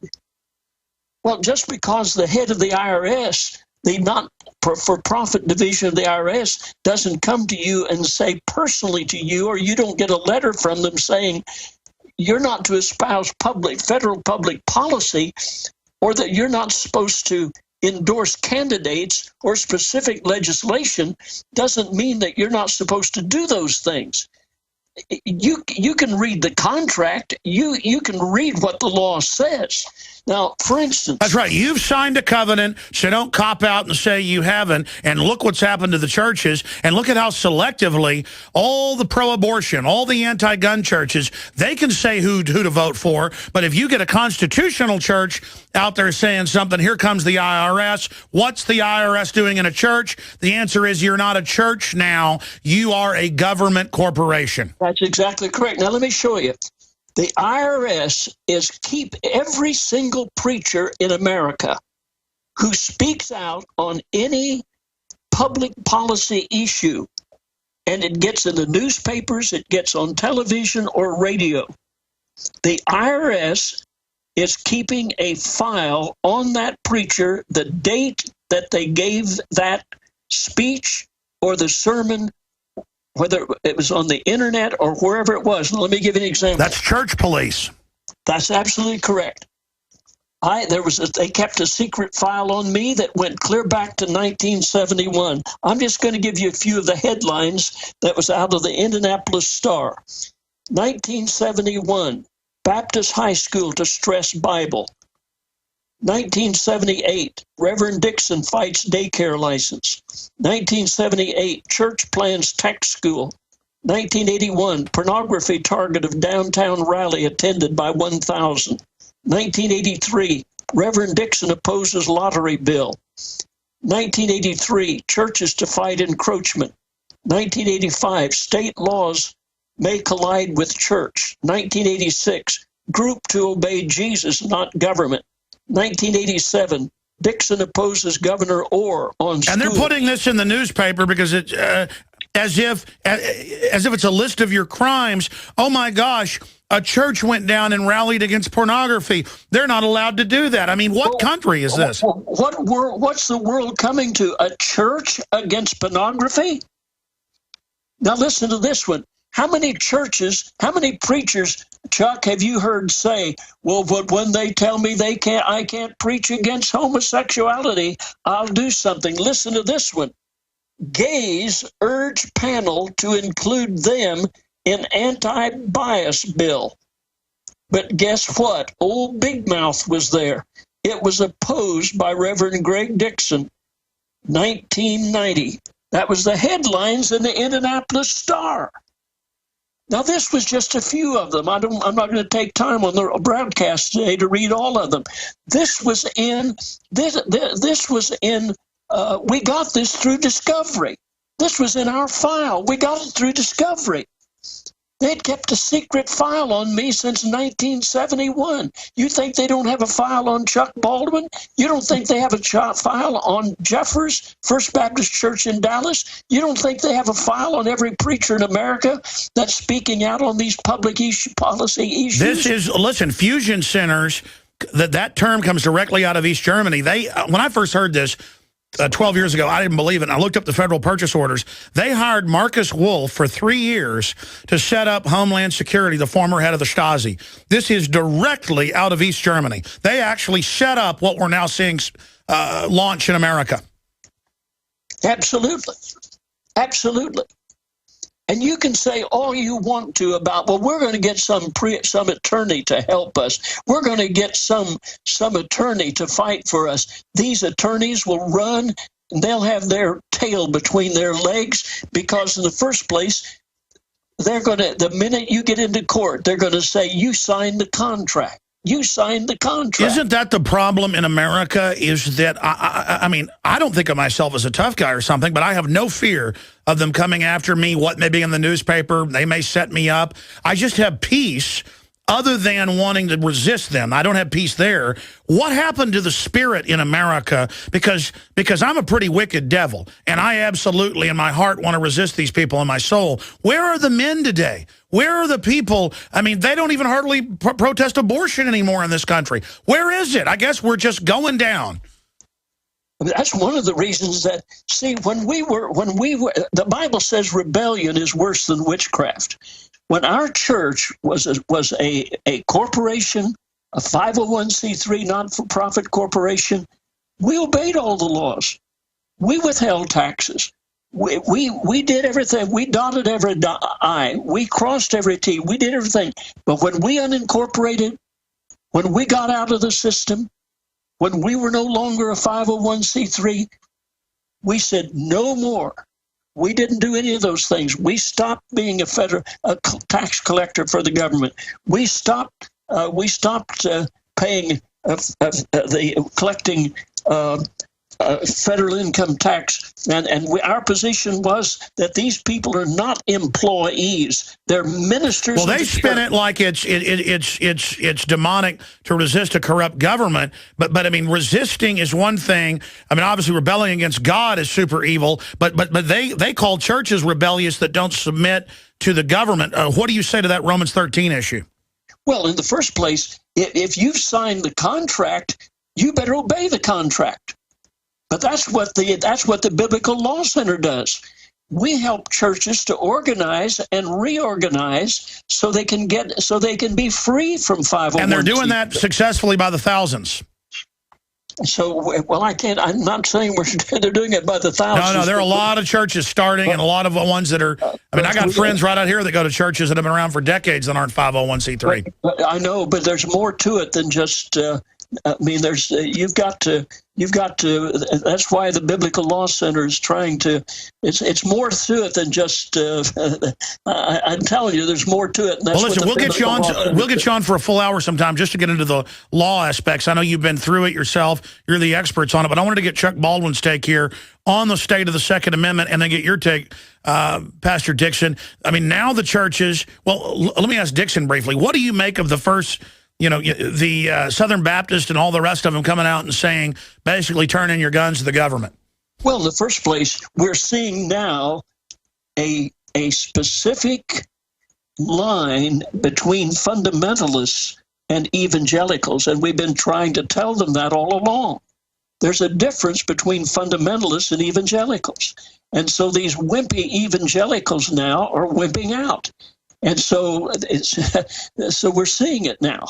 And so the evangelicals, they want to be seen as these nice guys and go along guys and to get along guys. And so they're saying, well, we can give in and we can give in on it. And they're doing the same thing on the immigration. They're saying, well, I was a stranger and we took them in. Well, I appreciate that verse, but it doesn't mean that you have to take some wicked people into your home and turn your children over to some predator just because the Bible says, I saw a stranger and we took them in. It doesn't mean that Well, the point is it's globalism, it's pure UN, ecumenical takedown of America, and it's all moving now. And it should be an alarm bell. If your church is telling you you shouldn't own guns, ask why the government has guns. We're supposed to be the government. You say render unto Caesar. We are the government. The Bill of Rights is the government. That's what you follow. That's the biblical law, not the law of the satanic UN. Pastor Baldwin?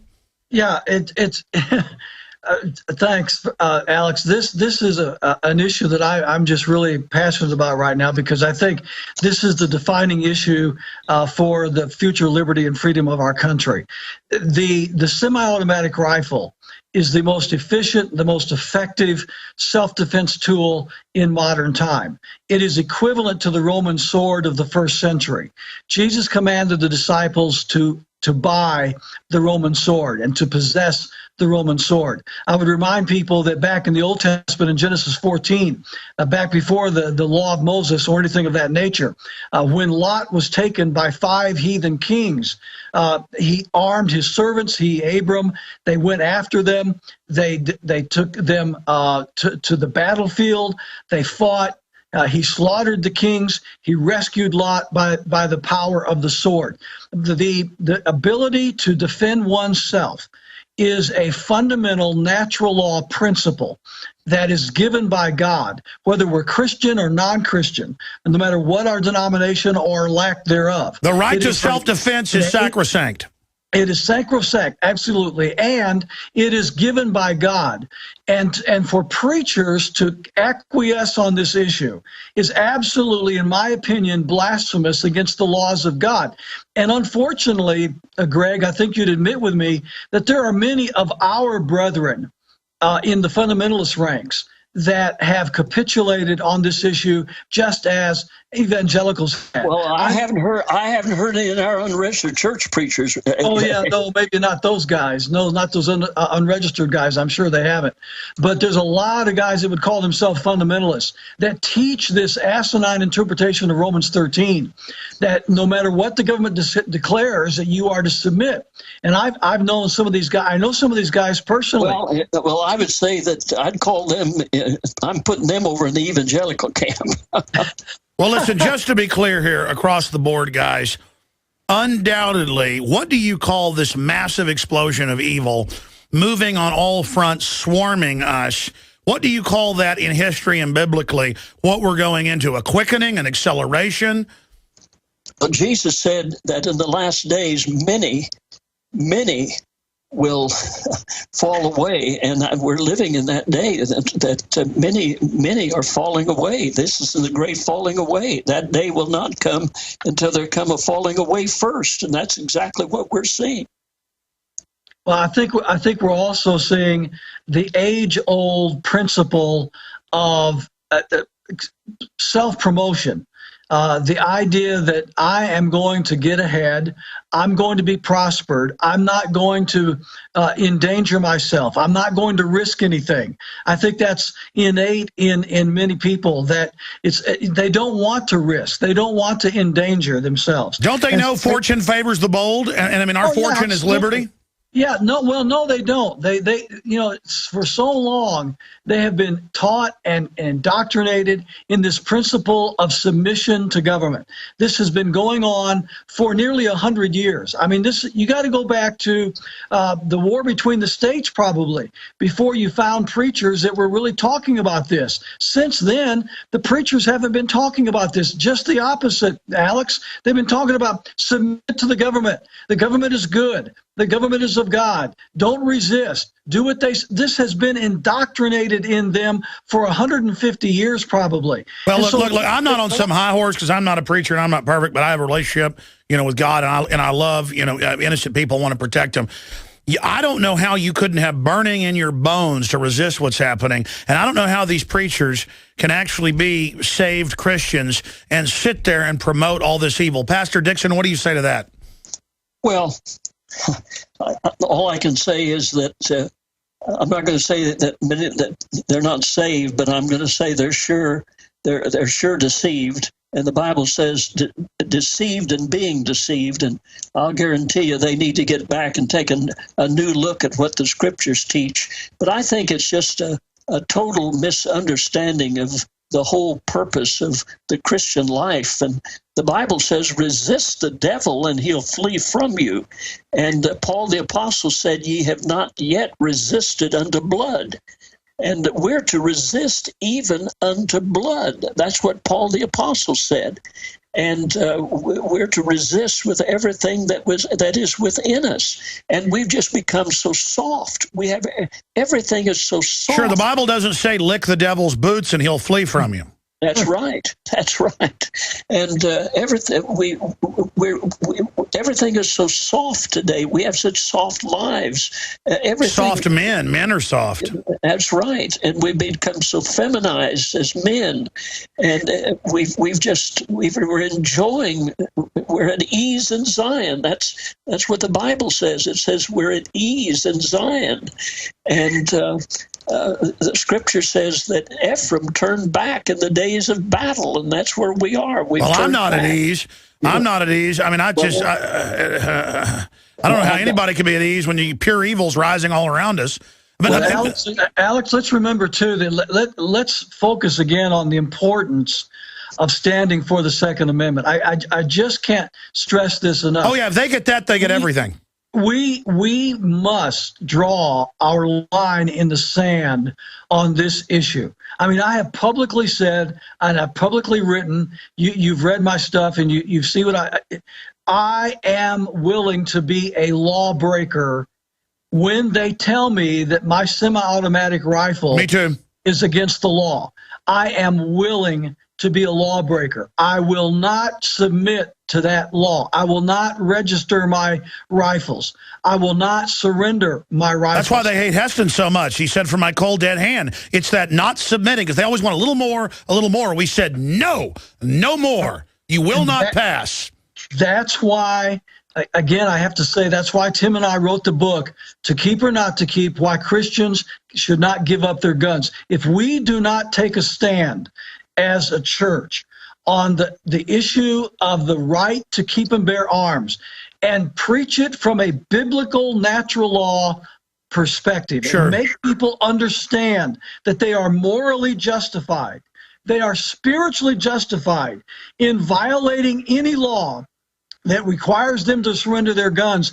If we don't take that stand and draw that line now, There is no liberty left in America. I cannot stress that. And I want to state something. It's so immoral because we know they want the guns to enslave us. We know they're authoritarian. So you are aiding and abetting the enemy in what they're going to do.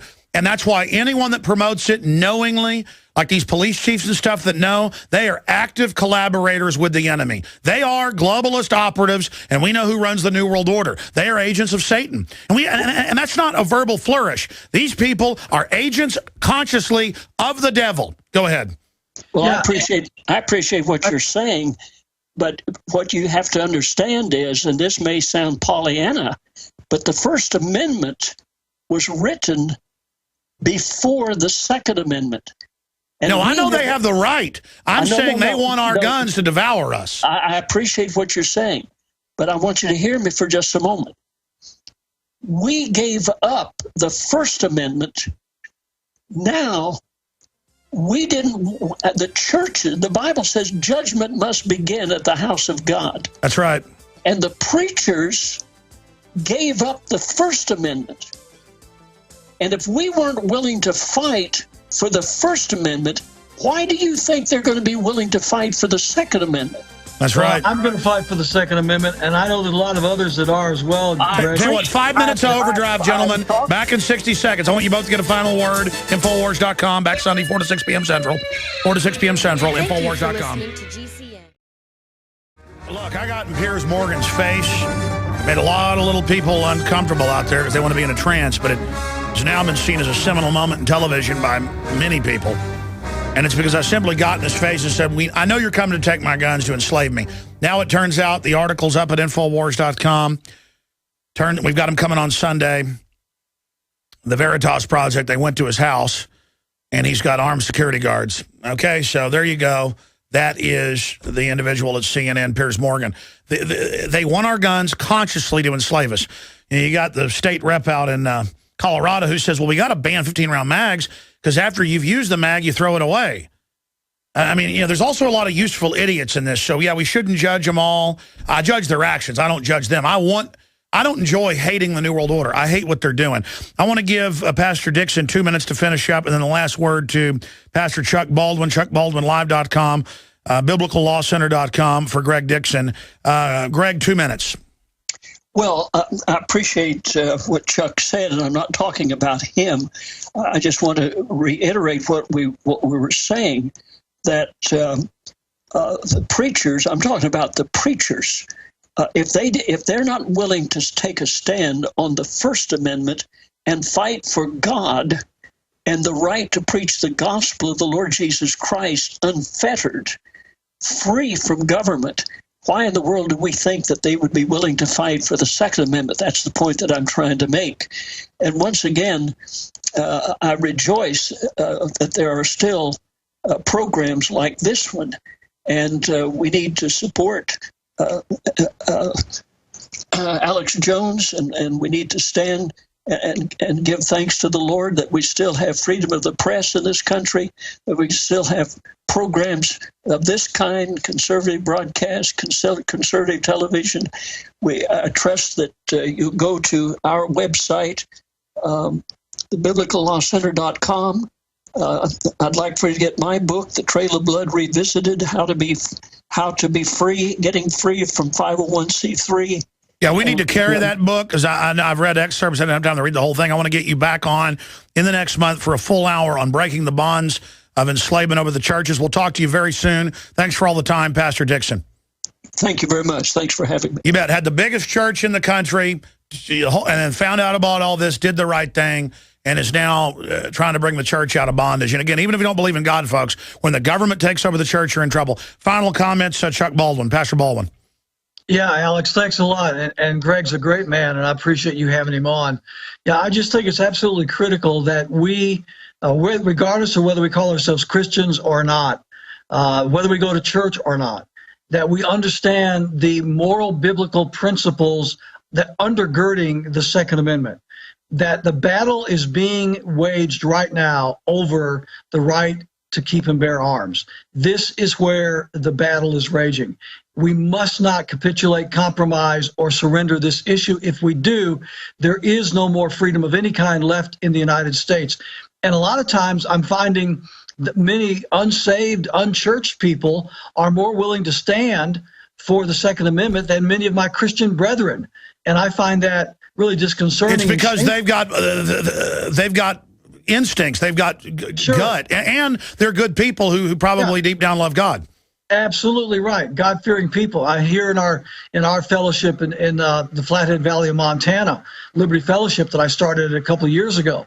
We have people of all types that come to our fellowship. Some don't even profess to be Christian, but they appreciate the biblically based principles of liberty that we preach every Sunday afternoon from our pulpit that's live streamed at libertyfellowshipmontana.com. So I'm finding people of all kinds and all shapes and sizes that are willing to stand, and I'm very encouraged by that. What I'm not encouraged about is people like Franklin Graham and Richard Land and so many of these other preachers across America that are not willing to stand up in their pulpits for the Second Amendment. So I encourage people, if they're attending a church where the pastor is not standing up for the Second Amendment... Speak out. Speak out. Thank you, Pastor. Introducing Pro